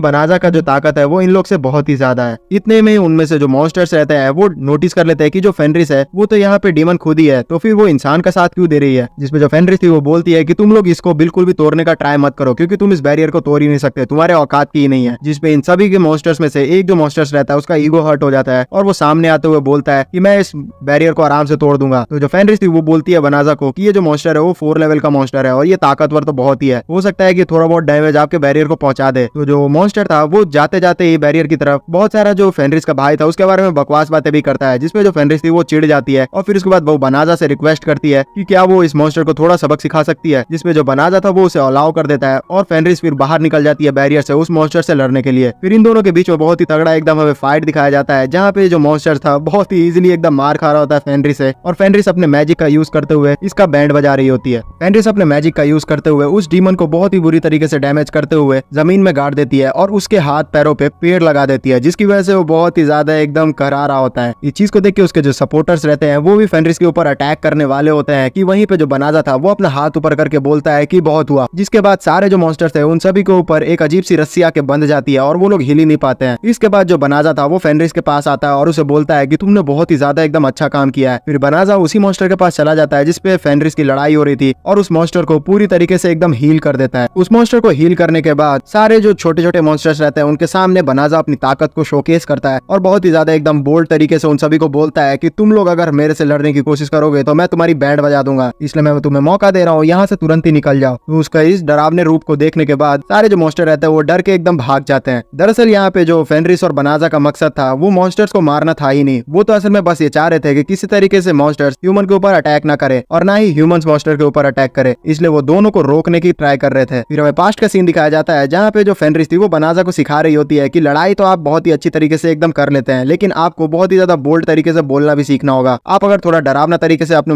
दुश्मनों को बोलेंगे तो वो बहुत ही जल्दी डरेंगे भी, और यही जो प्रैक्टिस उसने की थी वो आज इस्तेमाल कर रहा होता है। इसी के बाद फेनरिस और जो बनाजा रहते हैं वो बहुत ही ज्यादा एकदम अच्छी तरीके से हर जगह जाके जो डीमंस रहते हैं उन सभी को इंसानों के ऊपर अटैक करने से रोक रहे होते हैं, और ये जो सारा खबर था वो प्रिंसेस की तरफ भी पहुंच चुका होता है। उसका जो सोल्जर था वो उसे बता रहा होता है कि यहाँ पे कोई एक अनजान आदमी मास्क पहन के एक वुल्फ के साथ सारे लोगों को बचा रहा है, लेकिन वो कोई भी पैसा का डिमांड भी नहीं कर रहा है और ना ही कुछ बोल रहा है, वो तो असल में आपको क्रेडिट दे रहा है क्योंकि फर्स्ट प्रिंसेस ने उसे भेजा है आप सभी की मदद करने के लिए। तो जो फर्स्ट प्रिंसेस थी वो पहचान जाती है कि ये असल में बनाजा का ही काम है, तो वो अपने सारे सोल्जर्स को बोल देती है कि अगर तुम्हें कहीं पे भी वो सारे लोग मिले तो उन सभी की तुम्हें सपोर्ट ही करना है, उन्हें रोकना नहीं है। फिर हमें डार्क लॉर्ड का सीन दिखाया जाता है जहाँ पे वो ऊपर से देख रहा होता है फेनरिस और बनाजा को, और वो मन में सोच रहा होता है कि यहाँ मेरे बिना ऑर्डर के डीमंस ने हमला क्यों करना क्यों शुरू कर दिया इंसानों के ऊपर। उतनी देर में पीछे उसके ओलिमिनास आ जाती है और वो बोलती है कि आपका जो भाई था उसने आपके पीछे बगावत कर दिया है और वो आपके सिंहासन को हड़पना चाहता है। मुझे लगता है कि उसने ही सारे डीमंस को भड़काया है जिसकी वजह से उन्होंने इंसान के ऊपर हमला किया है। तो जो डीमन लॉर्ड था वो समझ जाता है कि अभी बहुत ही ज्यादा मामला सीरियस हो चुका है, इसलिए वो गुस्सा करते हुए सीधा अपने कैसल की तरफ बढ़ना शुरू कर देता है। फिर हमें डीमन कैसल का सीन दिखाया जाता है जहाँ पे जो डीमन लॉर्ड का भाई था उसने प्लानिंग कर ली होती है कि वो अपनी ताकत को बढ़ाएगा ह्यूमंस को सेक्रीफाइस करके, और उसके सामने वही डीमन जो स्पाइडर डीमन थी वो लेके आ जाती है हीरो और उसकी बंदी को और बोलती है कि इन दोनों को हम लोग सेक्रीफाइस करके आपकी ताकत बढ़ा सकते हैं, जिसके बाद आप डीमन लॉर्ड से भी ज्यादा ताकतवर बन जाएंगे। इसी के बाद सीन शिफ्ट हो जाता है और हमें दिखाया जाता है बनाजा का घर जहाँ पे सामने उसके बैठा हुआ होता है डीमन लॉर्ड और उलिमिनास, जिसपे चाय पीते पीते जो डीमन लॉर्ड था वो बनाजा को बोलता है कि मेरे पास तुम्हारे लिए एक रिक्वेस्ट है, मैं चाहता हूँ कि क्या तुम मुझे अपने घर पे रहने के लिए जगह दोगे। जिस चीज पे फेनरिस बोलती है कि तुम पक्का मजाक कर रहे हो ना, तो डीमन लॉर्ड बोलता है कि यहाँ पे मैं मजाक नहीं कर रहा हूँ, इस मूड में तो मैं बिल्कुल भी नहीं हूँ। तो बनाजा बोलता है कि तुम्हारे पास तो रहने के लिए बहुत ही बड़ा महल है, तो तुम अभी यहाँ पे रहने के लिए क्यों रिक्वेस्ट कर रहे हो। तो जो डीमन लॉर्ड था वो बोलता है कि लगता है मुझे तुम्हें सारी स्टोरी बतानी पड़ेगी। फिर हमें फ्लैशबैक का सीन दिखाया जाता है जहाँ पे वही सीन दिखाया जाता है जहाँ कैसल में सारा जो प्लानिंग प्लॉटिंग हो रही थी डीमन लॉर्ड के खिलाफ उसके भाई के द्वारा, जिसपे जो उलिमिनास थी वो बहुत ही ज्यादा एकदम गुस्सा कर रही होती है इन सारे लोग के सामने और बोल रही होती है कि तुम लोग डीमन लॉर्ड को कैसे धोखा दे सकते हो। तो जो चारों लोग रहते हैं डीमन के वो बोलते हैं कि अभी जो हमारे डीमन लॉर्ड है उनका जो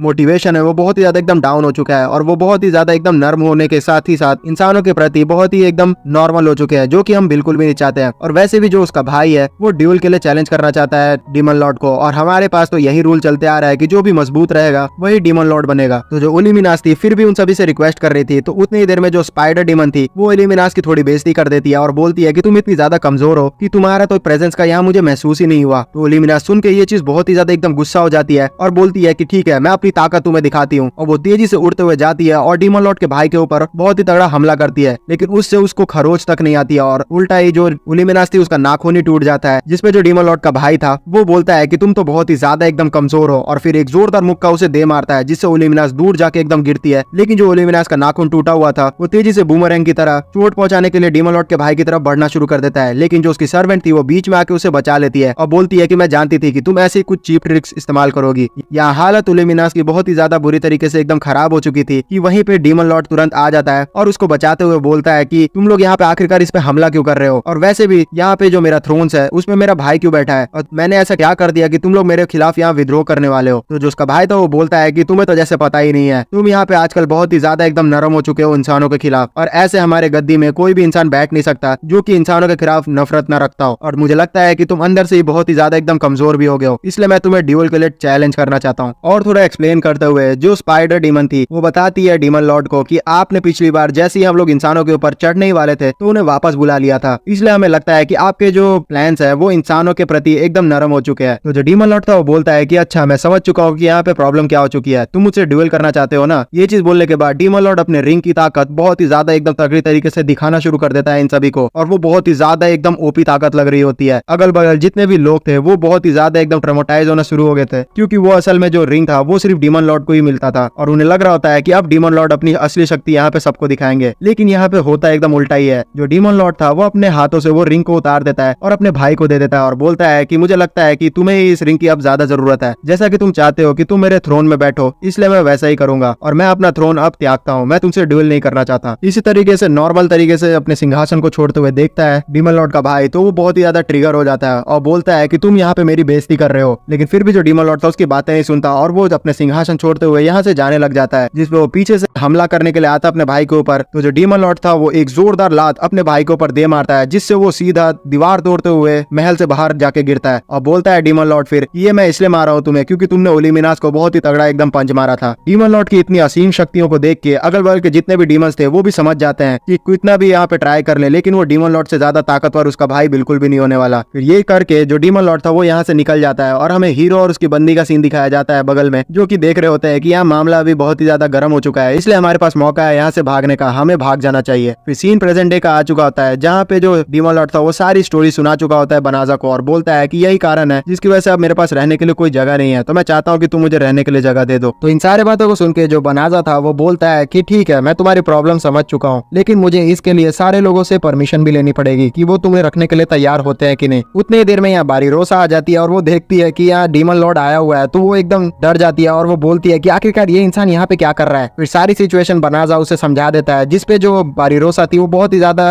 अपोज करना शुरू कर देती है कि हम लोग एक डीमन लॉर्ड को यहाँ पे कैसे रख सकते हैं, जितना भी हो वो यहाँ पे डीमन ही है, वो हमारे लिए खतरा हो सकता है। लेकिन बाकी सारे लोग सपोर्ट कर रहे होते हैं क्योंकि जो डीमन लॉर्ड है वो अभी तक उन सभी के साथ बुरा नहीं किया है। फिर भी वो लोग थोड़ा बहुत बताते हैं कि अभी हाल ही में जो डीमंस है वो इंसानों के ऊपर हमला कर रहे हैं। तो जो डीमन लॉर्ड था वो बोलता है कि यहाँ पे ये मेरे ऑर्डर से नहीं हो रहा है, ये मेरे भाई ने ऑर्डर किया इसलिए हो रहा है। दरअसल जैसे मैंने यहाँ पे डीमन लॉर्ड का जो पद था वो छोड़ दिया, उसके बाद ही से यहाँ मेरे पास कोई भी एकदम रहने की जगह नहीं बची है, और साथ ही साथ यहाँ मेरा कोई दोस्त भी नहीं है, इसलिए इंसानी दुनिया में सिर्फ मेरी जो फेनरिस है वही दोस्त है, इसलिए मैं उसके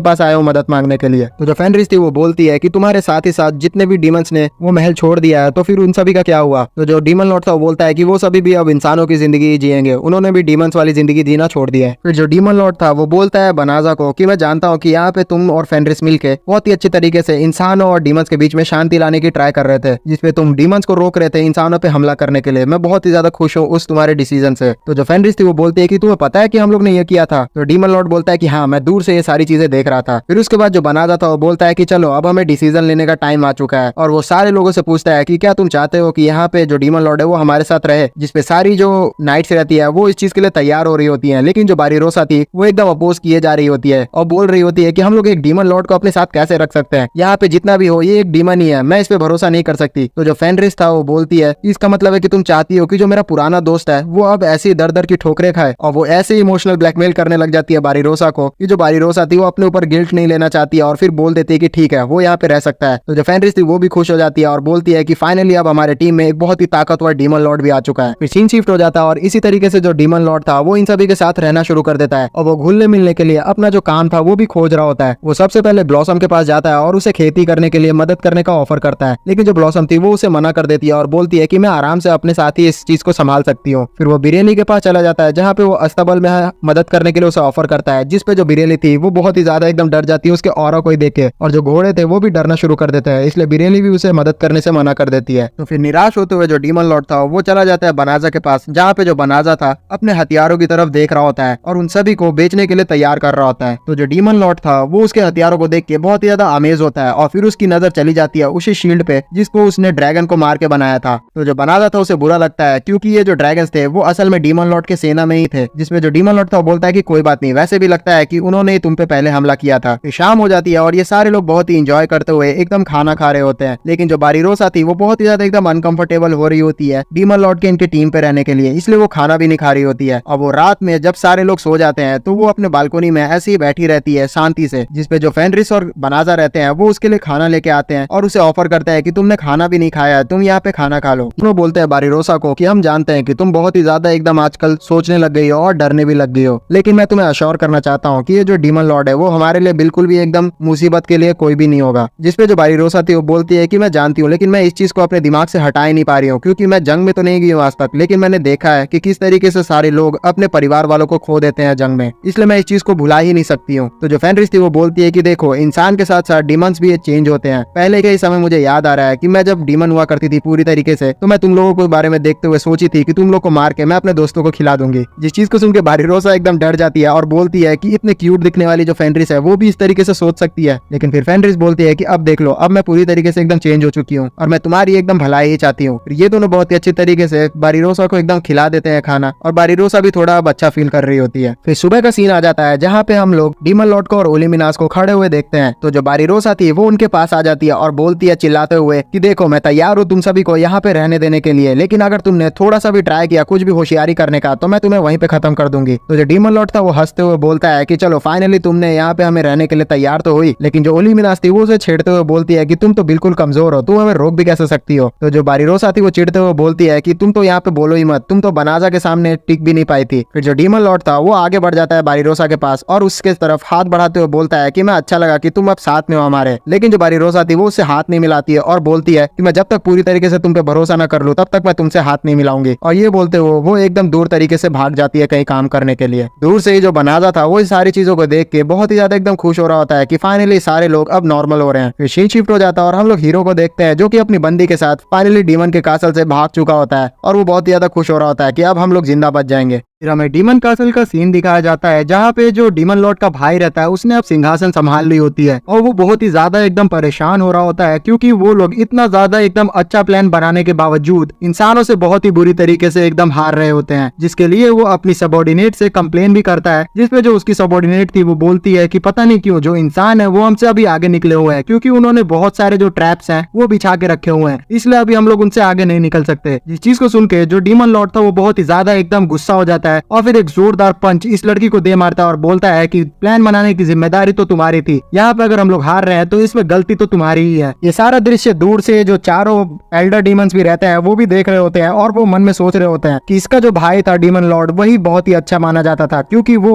जब भी अटैक करता था तो अपने सबॉर्डिनेट्स का ध्यान भी रखा था और वो हमेशा पूरी तरीके से जब तक प्रिपेयर नहीं होता था तब तक वो अटैक नहीं किया करता था। इसी वजह से उसका जो प्लान था वो हमेशा सफल होता था, लेकिन ये जो है ये बिना सोचे समझे अटैक करता है, इसी के कारण हम लोग बहुत ही ज्यादा बुरी तरीके से एकदम हार रहे हैं और ये जो अपने सबॉर्डिनेट्स का भी ख्याल नहीं रखता है। फिर हमें दोबारा से सीन दिखाया जाता है फेनरिस और बनाजा का, जहाँ पे हम लोग को पता चलता है कि जो फेनरिस है उसने किसी कंपटीशन में एक पास जीत लिया होता है जो कि हॉट स्प्रिंग का होता है, जिसको जीतने के बाद फेनरिस बहुत ही ज्यादा खुश हो रही होती है क्योंकि उसे लग रहा होता है कि अब फाइनली वो बनाजा के साथ अकेले एकदम हॉट स्प्रिंग एंजॉय कर पाएगी। लेकिन यहाँ पे जो प्राइज देने वाले लोग थे उन्होंने थोड़ा सा मूड खराब कर दिया था फेनरिस का, क्योंकि उन्होंने बोला था कि आप इस पास के साथ 15 लोगों को भी लेके जा सकते हैं, लेकिन मिनिमम आप लोग को 3 लोगों को लेके जाना ही पड़ेगा। इसका मतलब बिना कबाब के हड्डी के इस पास को एंजॉय करना इम्पॉसिबल है। जिसपे जो फेनरिस थी वो मुंह बनाते हुए बोलती है कि क्या इस पास के बदले पैसे नहीं मिल सकते। फिर ना चाहते हुए भी फेनरिस सारे जितने भी लोग थे उन सभी को लेके जाने के लिए तैयार हो जाती है, जिसमें डार्क लॉर्ड और ओलिमिनास भी थे। और फिर ये सारे लोग आ जाते हैं हॉट स्प्रिंग में, जहाँ पे पहुंचने के बाद जो फेनरिस रहती है उसे पता चलता है कि इस हॉट स्प्रिंग में बहुत सारी खास चीजें भी हैं, जिसमें से एक ऐसा हॉट स्प्रिंग है जिसके अंदर वो नहाएगी तो उसका जो फर्टिलिटी है वो भी इंक्रीज हो जाएगा। जिस चीज को सुन के वो समझ जाती है कि अब उसे क्या करना है और बनाजा को भी थोड़ा बहुत अंदाजा लग जाता है है कि यहाँ फेनरिस जो है वो क्या सोच रही है, इसलिए वो शर्माने लगता है। फिर हॉट स्प्रिंग में पहुंचने के आगे जाते हुए जो फेनरिस रहती है डायरेक्टली रिसेप्शनिस्ट से बोलती है कि मुझे सीधा बताओ कि आखिरकार वो जो हॉट स्प्रिंग है उसके अंदर वो फर्टिलिटी वाला हॉट स्प्रिंग कहाँ पे है। तो जो रिसेप्शनिस्ट रहती है फेनरिस को एक मैप थमाती है और बोलती है कि इस लोकेशन पे चल जाओ, वहाँ पे तुम्हारा काम हो जाएगा। फिर हमें ब्लॉसम का सीन दिखाया जाता है जो कि घूम रही होती है हॉट स्प्रिंग में इधर उधर, जहाँ पे वो एक आदमी से टकरा जाती है जो कि असल में होता है डीमन लॉर्ड का भाई, और वो टकराते हुए ब्लॉसम को गुस्सा करने लग जाता है, जिससे ब्लॉसम बहुत ही ज्यादा डर जाती है क्योंकि ये जो था वो असल में था तो डीमन लॉर्ड ही, तो इसका भी ऑरा बहुत ही ज्यादा खतरनाक था। लेकिन उतनी ही देर में जो सबऑर्डिनेट रहती है डीमन लॉर्ड की वो आ जाती है और उसे रोक लेती है। ब्लॉसम से माफी मांगती है और बोलती है कि मेरे जो बॉस है वो थोड़ा गुस्सैल है, इसलिए इनको माफ कर देना। दरअसल यहाँ पे जो डीमंस है वो भी आए हुए होते हैं थोड़ा छुट्टी मनाने के लिए और ये भी जानने के लिए कि इंसान ऐसा आखिरकार क्या कर रहे हैं कि वो ये वार को बहुत ही इजीली एकदम जीत रहे हैं। जो डीमन लॉर्ड का भाई रहता है वो बहुत ही ज्यादा एकदम गुस्सा करने लगता है अपने सबऑर्डिनेट के ऊपर कि आखिरकार तुमने मुझे रोका क्यों, वो जो तुच्छ इंसान है उसने मेरे को ऐसे बोल कैसे दिया। लेकिन जो उसकी सबऑर्डिनेट थी वो उसे शांत करवा देती है। फिर हमें दिखाया जाता है कि यहाँ पे जो डीमंस थे वो सिर्फ यही दोनों नहीं आए हुए थे, यहाँ पे उनकी पूरी पार्टी आई हुई थी, जिसे दूर से जो असली डीमन लॉर्ड था वो भी पहचान लेता है और इन लोगों को लगता है कि ये लोग आखिरकार यहाँ ह्यूमन वर्ल्ड में क्या कर रहे हैं। और जो डीमन लॉर्ड था उसे तो ये लग रहा होता है कि आखिरकार ये लोग यही चाहते थे क्या मेरे से कि मैं इन्हें घुमाऊं फिराऊं, यही प्रॉब्लम थी तो ये लोग मेरे से डायरेक्ट बोल देते हैं, मैं इन लोग की बात मान जाता, पता नहीं इन लोग को प्रॉब्लम क्या है। और वो बात करने के लिए इन लोग की तरफ जाने के लिए तैयार हो रहा होता है, लेकिन फेनरिस बीच में आ जाती है और बोलती है कि तुम लोग ने अगर यहाँ पे मेरा जो पार्टी है उसको खराब किया और हमारे हॉलीडे को थोड़ा भी एकदम स्पॉइल किया तो तुम जानते नहीं हो कि मैं तुम्हारे साथ क्या करूंगी। जिसपे डीमन लॉर्ड बोलता है कि अरे मैं तो बस अपने भाई से फेस टू फेस मिलने के लिए जा रहा हूँ। तो फेनरिस बोलती है कि तुम जानते नहीं हो तुम्हारे भाई से फेस टू फेस मिलने पे क्या होगा, तुम लोग लड़ना शुरू कर दोगे और ये पूरी जगह तबाह हो जाएगी, और मैं जानती हूँ कि ये चीज हुआ तो फिर हमारा हॉलीडे खराब हो जाएगा, लेकिन मैं ऐसा तुम्हें करने नहीं दूंगी। और ये वो चीज बहुत ही ज्यादा डरावने तरीके से बोल रही होती है, जिससे जो डीमन लॉर्ड और उलिमिनास थे वो भी रुक जाते हैं वहां जाने से। फिर फाइनली इन सभी को दिखाया जाता है जो कि अब हॉट स्प्रिंग में जाने के लिए तैयार हो रहे होते हैं, और दूसरी तरफ जो डीमन थी वो भी सारे लोग को बोल रही होती है कि तुम लोग को एक लॉकेट पहन लेना चाहिए, जिससे आप लोग का जो भी गैस निकलता है जिससे इंसानों को थोड़ा बहुत एकदम तकलीफ हो सकता है वो सप्रेस हो जाएगा। फिर जो फेनरिस रहती है वो बनाजा को पीछे से हक करती है और बोलती है कि चलो हस्बैंड हम लोग दूसरी तरफ जाने वाले हैं क्योंकि हमारा जो प्राइवेट बात है वो तैयार हो चुका है। तो जो बनाजा था वो भी शर्माना शुरू कर देता है क्योंकि उसे पता चल चुका होता है कि अब उसकी इज्जत जाने वाली है। फिर जो बनाजा था वो डीमन लॉर्ड को भी बोलता है कि यहाँ पे तुम चिंता मत करो, मैंने तुम्हारे लिए एक अलग से नहाने की जगह बुक कर दिया है। जिसपे जो डीमन लॉर्ड था वो बोलता है कि नहीं मैं यहीं पे कंफर्टेबल हूँ, और वो बोल रहा होता है कि बिरेली ब्लॉसम और बारिरोसा के साथ वो नहाएगा, लेकिन ये लोग बोलती है कि अरे नहीं यहाँ पे ऐसे कैसे हो सकता है। लेकिन फिर भी जो बिरेली रहती है वो बोलती है कि कोई बात नहीं, अगर बनाजा सर ने यहाँ पे हमको लेके आया वो यही चाहते हैं तो यही होगा। फिर जो जिन रहती है वो भी रिक्वेस्ट करने लगती है फेनरिस और बनाजा के साथ नहाने जाने के लिए, जिसपे जो फेनरिस थी वो मना कर देती है और इस बार वो बहुत ही ज्यादा एकदम सीरियस होती है अपने मकसद को लेकर, वो बेबी करना चाह रही होती है बनाजा के साथ, जिसपे जो जिन थी वो भी इस चीज को एकदम मना नहीं कर पाती है और उसे रुकना पड़ रहा होता है। फिर पता नहीं क्यों अचानक से जो जिन थी वो अपने मन में घुस जाती है और फिर उसके बाद उसी मेज को देखने लग जाती है जिसे उसने अपने अंदर निगल लिया था एक अटैक के दौरान। वहां पहुंचने के बाद जो जिन रहती है वो उसी मेज से बोलती है कि मैं यहाँ पे कुछ एक्सपीरियंस करना चाहती हूँ जो कि मेरे जो मास्टर है वो फेनरिस के साथ करना चाहते हैं, और ये चीज बोल के वो उसे बेड पे लेटा देती है और फिर उसके साथ कुछ ऐसा करने वाली होती है जिससे वो एकदम डरने वाली होती है। जो मेज थी वो बोलती है कि अरे हम दोनों तो लड़कियां ही हैं तो तुम ऐसा कैसे कर सकती हो। तो जो जिन थी वो बोलती है कि यहाँ तुम चिंता मत करो, बिल्कुल भी जो जिन होते हैं उनका कोई भी जेंडर नहीं होता है, इसलिए मैं अपने जेनिटल्स चेंज कर लूंगी। और ये चीज बोल के वो सीधा उसके ऊपर चढ़ना शुरू कर देती है, जिससे जो ये लड़की थी वो बहुत ही ज्यादा एकदम डर जाती है और उसे अपने माइंड से एकदम बाहर निकाल देती है। जो जिन थी एकदम सबकॉन्शियस माइंड से एकदम बाहर आ जाती है और वो बोलती है कि ये मैं कहाँ खो गई थी। फिर हम लोग को दिखाया जाता है कि जो फेनरिस और बनाजा है उन्होंने अपना हॉट स्प्रिंग बाथ लेना शुरू कर दिया होता है, लेकिन ये दोनों एक साथ नहा नहीं रहे होते हैं, इनके बीच में एक दीवार होती है, लेकिन ये लोग बहुत ही ज्यादा एकदम पास होते हैं। जो फेनरिस थी वो बहुत ही ज्यादा खुश हो रही होती है कि अब फाइनली इन लोग को नहाने का मौका मिला है साथ में, लेकिन थोड़ी उदास भी रहती है कि एकदम साथ में नहाने का मौका नहीं मिल पाया। जिसपे जो बनाजा था वो बहुत ही ज्यादा एकदम शर्मा जाता है और बोलता है कि अब मुझे यहाँ पे बहुत ही ज्यादा एकदम गर्मी लग रही है। फिर हमें बाकी डीमंस का सीन दिखाया जाता है जो कि नहाने धोने के बाद ह्यूमंस का जो बनाया हुआ खाना था उसे एंजॉय कर रहे होते हैं, और वो लोग ये चीज एक्सेप्ट ही नहीं करना चाह रहे होते हैं कि ये जो ह्यूमंस है बहुत ही अच्छा एकदम खाना खाते हैं, इसलिए वो थोड़ी बहुत बुराई भी कर रहे होते हैं कि ये ह्यूमंस कितना ज्यादा बेकार खाना खाते हैं। जो मॉन्स्टर रहते हैं वो खाना खत्म करने के बाद आपस में लड़ाई झगड़ा करना शुरू कर देते हैं अपना एक दूसरे का स्ट्रेंथ बनाने के लिए। फिर हमें हीरो दिखाया जाता है जो कि अपनी लड़की के साथ यहाँ पे पहुंच चुका होता है, और मैं कह रहा हूँ ना यार ये आगे आ चुका है ना तो फिर जरूर एकदम मुसीबत लेके आएगा, क्योंकि ये जब जब आया है तब ये मुसीबत लेके आया है, और ऐसा ही होता है। यहाँ पहुंचने के बाद इसके साथ जो इसकी लड़की रहती है वो बोल रही होती है कि यहाँ पे मेरे को बहुत ही ज्यादा एकदम भूख लग रहा है। तो हीरो था वो बोलता है कि तुम चिंता मत करो, मैं मॉन्स्टर्स के किले में से ऐसी खाली हाथ नहीं आ गया हूँ, मैं उनके साथ एक क्रिस्टल चुरा के लाया हूँ और इस क्रिस्टल को बेच के हम लोग के पास पैसा बहुत सारा आ जाएगा। और वो क्रिस्टल असल में होता है ऐसा है कि वो मॉन्स्टर्स की शक्तियों को बढ़ा देता है, उनके अंदर से जो जहरीली गैस निकल रही होती है उसे एकत्रित कर देता है, और ऐसा ही होता है। उस क्रिस्टल के निकलते ही वो जो मॉन्स्टर्स थे जिन्होंने अपनी जहरीली गैस को सप्रेस करके रखा था वो बहुत ही ज्यादा एकदम बढ़ना शुरू हो जाती है, और ये पूरी जगह में एकदम फैल जाती है और सीधा जाके उसी हीरो से चिपक जाता है। पता नहीं यार, फिर से इसका बैंड बजने वाला है और हर बार इसी का बैंड बजता है। वो जो हीरो था एक बहुत ही बड़े मॉन्स्टर में तब्दील हो जाता है, जिसे दूर से ये सारे जो डीमंस रहते हैं वो भी देख रहे होते हैं और ये लोग पता नहीं क्यों एक्साइटेड हो रहे होते हैं। वो मॉन्स्टर जागने के बाद बहुत ही ज्यादा एकदम तबाही मचाना शुरू कर देता है और अगल बगल तोड़ फोड़ करना शुरू कर देता है, जिस चीज की वजह से जो बनाजा रहता है वो भी अपनी ताकत का यूज करते हुए लोगों की जान जो रहता है उसे बचा रहा होता है। और वो बोलता है फेनरिस को कि फेनरिस तुम जल्द से जल्द जाओ और इस मॉन्स्टर को खत्म करके आओ। तो जो फेनरिस रहती है वो डायरेक्टली उड़ के वहां से बिना कपड़ों के ही जाना शुरू कर देती है, जिसपे जो बनाजा था उसे बोलता है कि बेवकूफ कुछ कपड़े तो पहन के जाओ। दूसरी तरफ जो बारीरोसा रहती है वो भी बनाजा की मदद करने के लिए तैयार हो रही होती है, जिसपे जो डीमन लॉर्ड था वो बोल रहा होता है कि तुम्हें जाने की जरूरत नहीं है, क्योंकि बनाजा जो है वो बहुत ही ज्यादा एकदम ताकतवर है। उसने पिछले भी बार आराम से एकदम डीमंस और ह्यूमंस के बीच की जो लड़ाई थी उसे खत्म कर दिया था। तो बारीरोसा जो रहती है वो कहती है कि मैं जानती हूँ कि जो हमारे लॉर्ड बनाजा है वो बहुत ही ज्यादा ताकतवर है, लेकिन फिर भी ये मेरा फर्ज बनता है कि मैं उनकी कुछ न कुछ मदद करूँ। और ये बोल के सारी जो नाइट्स रहती है वो उनका मदद करने चली जाती है। तो जो डीमन लॉर्ड रहता है वो ये चीज को देखता है और बोलता है इल्यूमिनास को कि तुम्हें क्या लगता है हमें भी ये चीज करनी चाहिए? वैसे तो यहाँ फेनरिस ने हमें बोला था कि बिल्कुल भी इंटरफेयर नहीं करना है, लेकिन मुझे लगता है कि हमें मदद तो करनी चाहिए। जिसपे जो इल्यूमिनास थी वो अलग ही खुश हो रही होती है और शर्माते हुए बोलती है कि आज से पहले आपने मेरे से कोई भी सवाल नहीं पूछा था, आप वैसे भी डीमन लॉर्ड है, आप जो चाहे वो कर सकते हैं। तो जो डीमन लॉर्ड था वो भी सोच लेता है कि अब वो मदद करने जाएगा बनाजा का और इल्यूमिनास की तरफ से निकल जाता है मिलने के लिए। उस लड़ाई वाली जगह पे पहुंचने के बाद जो डीमन लॉर्ड था वो देखता है कि यहाँ पे जगह बहुत ही ज्यादा एकदम खराब हो चुकी है। तो जो फेनरिस थी वो भी गुस्से से उसे बोलती है कि मैंने कहा था ना कि तुम यहाँ पे बिल्कुल भी इस चीज पे बर्बादी में मत आना। लेकिन जो डीमन लॉर्ड का भाई था वो जैसे ही देखता है कि डीमन लॉर्ड भी यहाँ पे आ चुका है तो वो भी खुशी से यहाँ आ जाता है और बोलता है कि अब फाइनली अगर तुम भी यहाँ पे आ चुके हो तो मैं तुमसे लड़ना चाहता हूँ।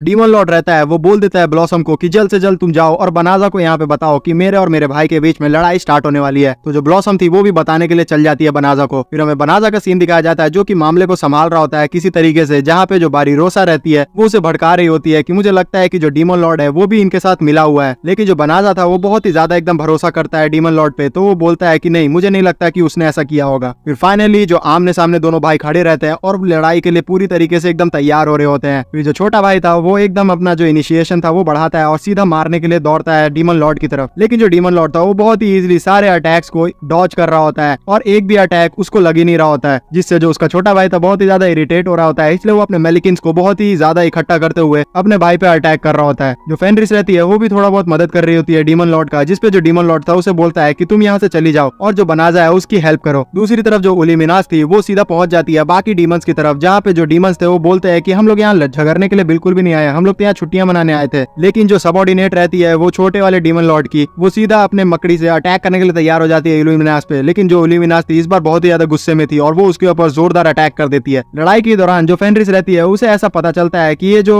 बड़ा सा मॉन्स्टर बन के आया हुआ है उसके अंदर एक इंसान और एक लड़की फंसे हुए हैं। उसे पता चल जाता है कि ये काम उसी कमीने हीरो का है, तो वो जोरदार एकदम मुक्का जो रहता है वो दे मारती है उस हीरो को और बोलती है कि तुम्हारी वजह से मेरा जो यहाँ पे छुट्टी था वो पूरी तरीके से बर्बाद हो चुका है। उसका मुक्का खाने के बाद जो हीरो था वो क्रिस्टल में से एकदम दूर जाके गिरता है और वो जो लड़की थी जो उसके साथ थी वो भी जमीन पे गिरना शुरू हो जाती है। लेकिन वक्त रहते ही जो डीमन लॉर्ड था वो अपने बैरियर का यूज करते हुए उस लड़की को जमीन पे गिरने से बचा लेता है और बोलता है कि मैं नहीं चाहता कि बिल्कुल भी इंसानों को चोट लगे। फिर दोबारा से वो अपने भाई से एकदम लड़ना शुरू कर देता है, जहाँ पे जो उसका छोटा भाई था वो उसके लिए बहुत ही पिद्दी था और वो बहुत ही इजिली उसको एकदम नेग्लेक्ट कर रहा होता है, जिससे वो इरिटेट होता है और इस बार अपना जो पूरा मेलिकिन्स रहता है वो अपने अंदर समा लेता है और एक अजीब सा बड़ा सा मॉन्स्टर बन जाता है। और देखने से लग रहा होता है कि ये वाला पावर रेंजर वाला जो उसने पावर अप किया है इस बार सीरियस है। और सही में ऐसा हो भी रहा होता है, क्योंकि जो छोटा भाई था इस बार थोड़ा बहुत मुक्का अपने बड़े भाई पे टपका पा रहा होता है, लेकिन इस बार भी जो बड़ा भाई था वो बिल्कुल भी एकदम रिएक्ट नहीं कर रहा होता है और फिर सारे मुक्के खाए जा रहा होता है या फिर ज्यादा से ज्यादा डॉज कर रहा होता है, वो अटैक कर ही नहीं रहा होता है। लेकिन फिर वो मन में सोचता है कि लगता है अब मुझे वो चीज यूज करना ही पड़ेगा। और ये चीज बोलने के बाद वो अपना जो छोटा भाई था उसको एक ही हाथ से आसमान में उठा देता है और फिर उसके बाद कुछ ऐसा मैजिक करता है जिसकी वजह से जो उसका पावर अप था वो पूरी तरीके से खत्म हो जाता है और वो एकदम नाकाम हो जाता है। जिसपे वो बोलता है कि मैंने ये जो टेक्निक थी इंसानों से सीखी थी, क्योंकि उन्होंने ये डार्क लॉर्ड को हराने के लिए टेक्निक बनाई थी, इससे तुम्हारा जो पूरा पावर है वो पूरी तरीके से सील हो जाता है। मुझे लगा ही था कि इसका जरूरत मुझे पड़ेगा, इसलिए मैंने इसे सीख लिया था। इन सारे अटैक को खत्म होने के बाद जो नीचे से स्प्रिंग हॉट वाले जगह के मालिक थे वो सारे लोग गुस्सा करने लग जाते हैं और बोलते हैं कि तुम्हारी वजह से जो हमारा जगह था वो एक तरीके से खराब हो चुका है। और वो अपने मैजिक का यूज करते हुए सारे जितने भी डीमंस थे उन सभी को कैद कर लेते हैं। लेकिन पता नहीं क्या होता है, अचानक से ये सारे जो डीमंस रहते हैं वो आसमान में कहीं गायब हो जाते हैं। इसके बाद जो बनाजा रहता है वो अपने मैजिक का यूज करते हुए पूरा का पूरा जो जगह टूट गया था उसको ठीक कर देता है और फिर सारे जितने भी लोग रहते हैं वो इन सभी की मदद कर रहे होते हैं, जैसे साफ सफाई करने में, सामान एक जगह रखने में, और इसी तरीके से ये लोग इन सभी की मदद करके जितना भी डैमेज हुआ था उन सभी को एकदम रिकवर कर लेते हैं। सारा काम खत्म होने के बाद जो भी हॉट स्प्रिंग के लोग थे वो इन सभी को थैंक्स कहते हैं इन सभी की मदद करने के लिए। फिर फाइनली इन लोग को मौका मिलता है कि ये लोग चैन से हॉट स्प्रिंग को एंजॉय कर पाए और फेनरिस जो रहती है वो बहुत ही ज्यादा एंजॉय कर रही होती है और बाकी सारे जितने भी लोग रहते हैं वो भी एंजॉय कर रहे हैं अपने हॉट स्प्रिंग को। फिर हमें सीन दिखाया जाता है कि बनाजा और डीमन लॉर्ड जो रहते हैं वो आपस में एकदम सामने ही हॉट स्प्रिंग को एंजॉय कर रहे होते हैं और जो बनाजा था वो बोलता है डीमन लॉर्ड से कि तुम्हारा बहुत बहुत शुक्रिया कि तुमने हमारा उन डीमंस को हराने में मदद किया। जिसपे जो डीमन लॉर्ड था वो बोलता है कि मैं जानता हूँ कि मैं यहाँ पे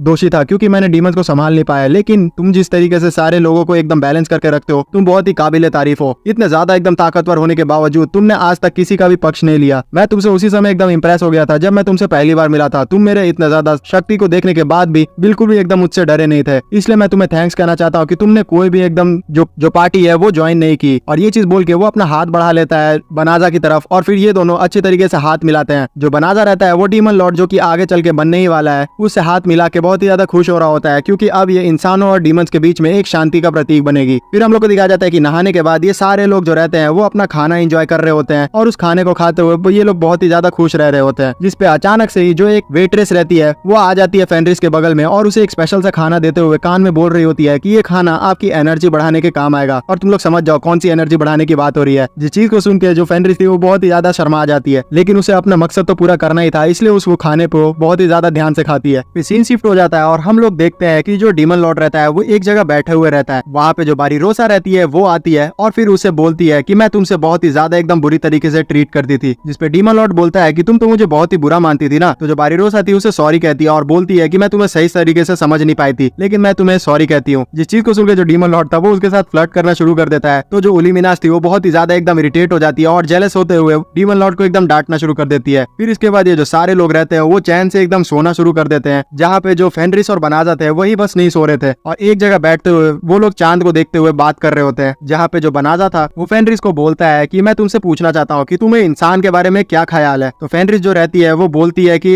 ये अचानक से अजीब सा सवाल क्यों पूछा आपने। जिसपे बनाजा बोलता है कि मैं बस जानना चाहता हूँ। तो फेनरिस बोलती है कि देखो मेरे को तो अगर कहा जाए तो मुझे इंसान के बच्चे थोड़े अजीब लगते हैं, वो लोग बहुत ही ज्यादा कमजोर होते हैं डीमन के बच्चे के मुकाबले, लेकिन आज मैं अगर बात करूँ तो मुझे इंसान के बच्चे उतने खराब नहीं लगते हैं क्योंकि इंसानों और डीमन में अंतर यही है कि जो इंसान है वो मिलकर कोई भी काम को सफल कर लेते हैं। अगर मैं बात करूँ मेरे इस जिंदगी में मैं सबसे पहले जेलस तभी फील की थी जब जो बारीरोसा थी उसने मेरे से अच्छा एकदम खाना बना के आप लोग को एकदम खुश कर दिया था, लेकिन फिर उसके बाद मैं उसके बाद जलन नहीं की क्योंकि मैं समझ गई कि जो बारीरोसा है वो बहुत ही अच्छा खाना बनाती है और उसके लिए प्रैक्टिस करना पड़ेगा। और इंसानों में यही खास बात है कि वो लोग कभी भी हार नहीं मानते हैं और इसलिए मुझे लगता है कि मैं कभी भी इंसानों के प्रति बुरा नहीं सोचूंगी। तो जो बनाजा था वो खुश हो जाता है इस चीज को सुन के और बोलता है कि आगे चल के मैं बस इसलिए जानना चाहता था क्योंकि ह्यूमंस और डीमंस के बीच में लड़ाई होगी, लेकिन मैं उसे रोकना चाहता हूँ और उसमें मैं तुम्हारा साथ चाहता हूँ। जिसमें जो फेनरिस थी वो शर्मा जाती है और बोलती है कि आप बिल्कुल भी चिंता न करें, आप मेरे हस्बैंड हैं और मैं आपके साथ दूंगी पक्का। वैसे भी हमारे जो आने वाला आगे बच्चा होगा उसके लिए एक अच्छी दुनिया हमें बनानी होगी। जिस चीज को सुनकर जो बनाजा था वो बहुत ही ज्यादा शर्मा जाता है और बोलता है कि ये तो तुमने क्या ही कह दिया। और फिर उसके बाद इन दोनों के बीच में चुम्मा चाटी स्टार्ट हो जाती है और आपस में इन लोग के बीच में सिस्टम हो जाता है। इसी के साथ अगले दिन का सीन आ जाता है जहाँ पे जो फेनरिस थी वो बहुत ही ज्यादा एक बार खुश लग रही होती है। उसकी खुशी से सारी लड़कियां समझ जाती है कि उसके साथ आखिरकार रात में हुआ क्या है और वो लोग भी शर्माना शुरू कर देती है। जिसपे जो गोजेल था यानी कि डीमन लॉर्ड वो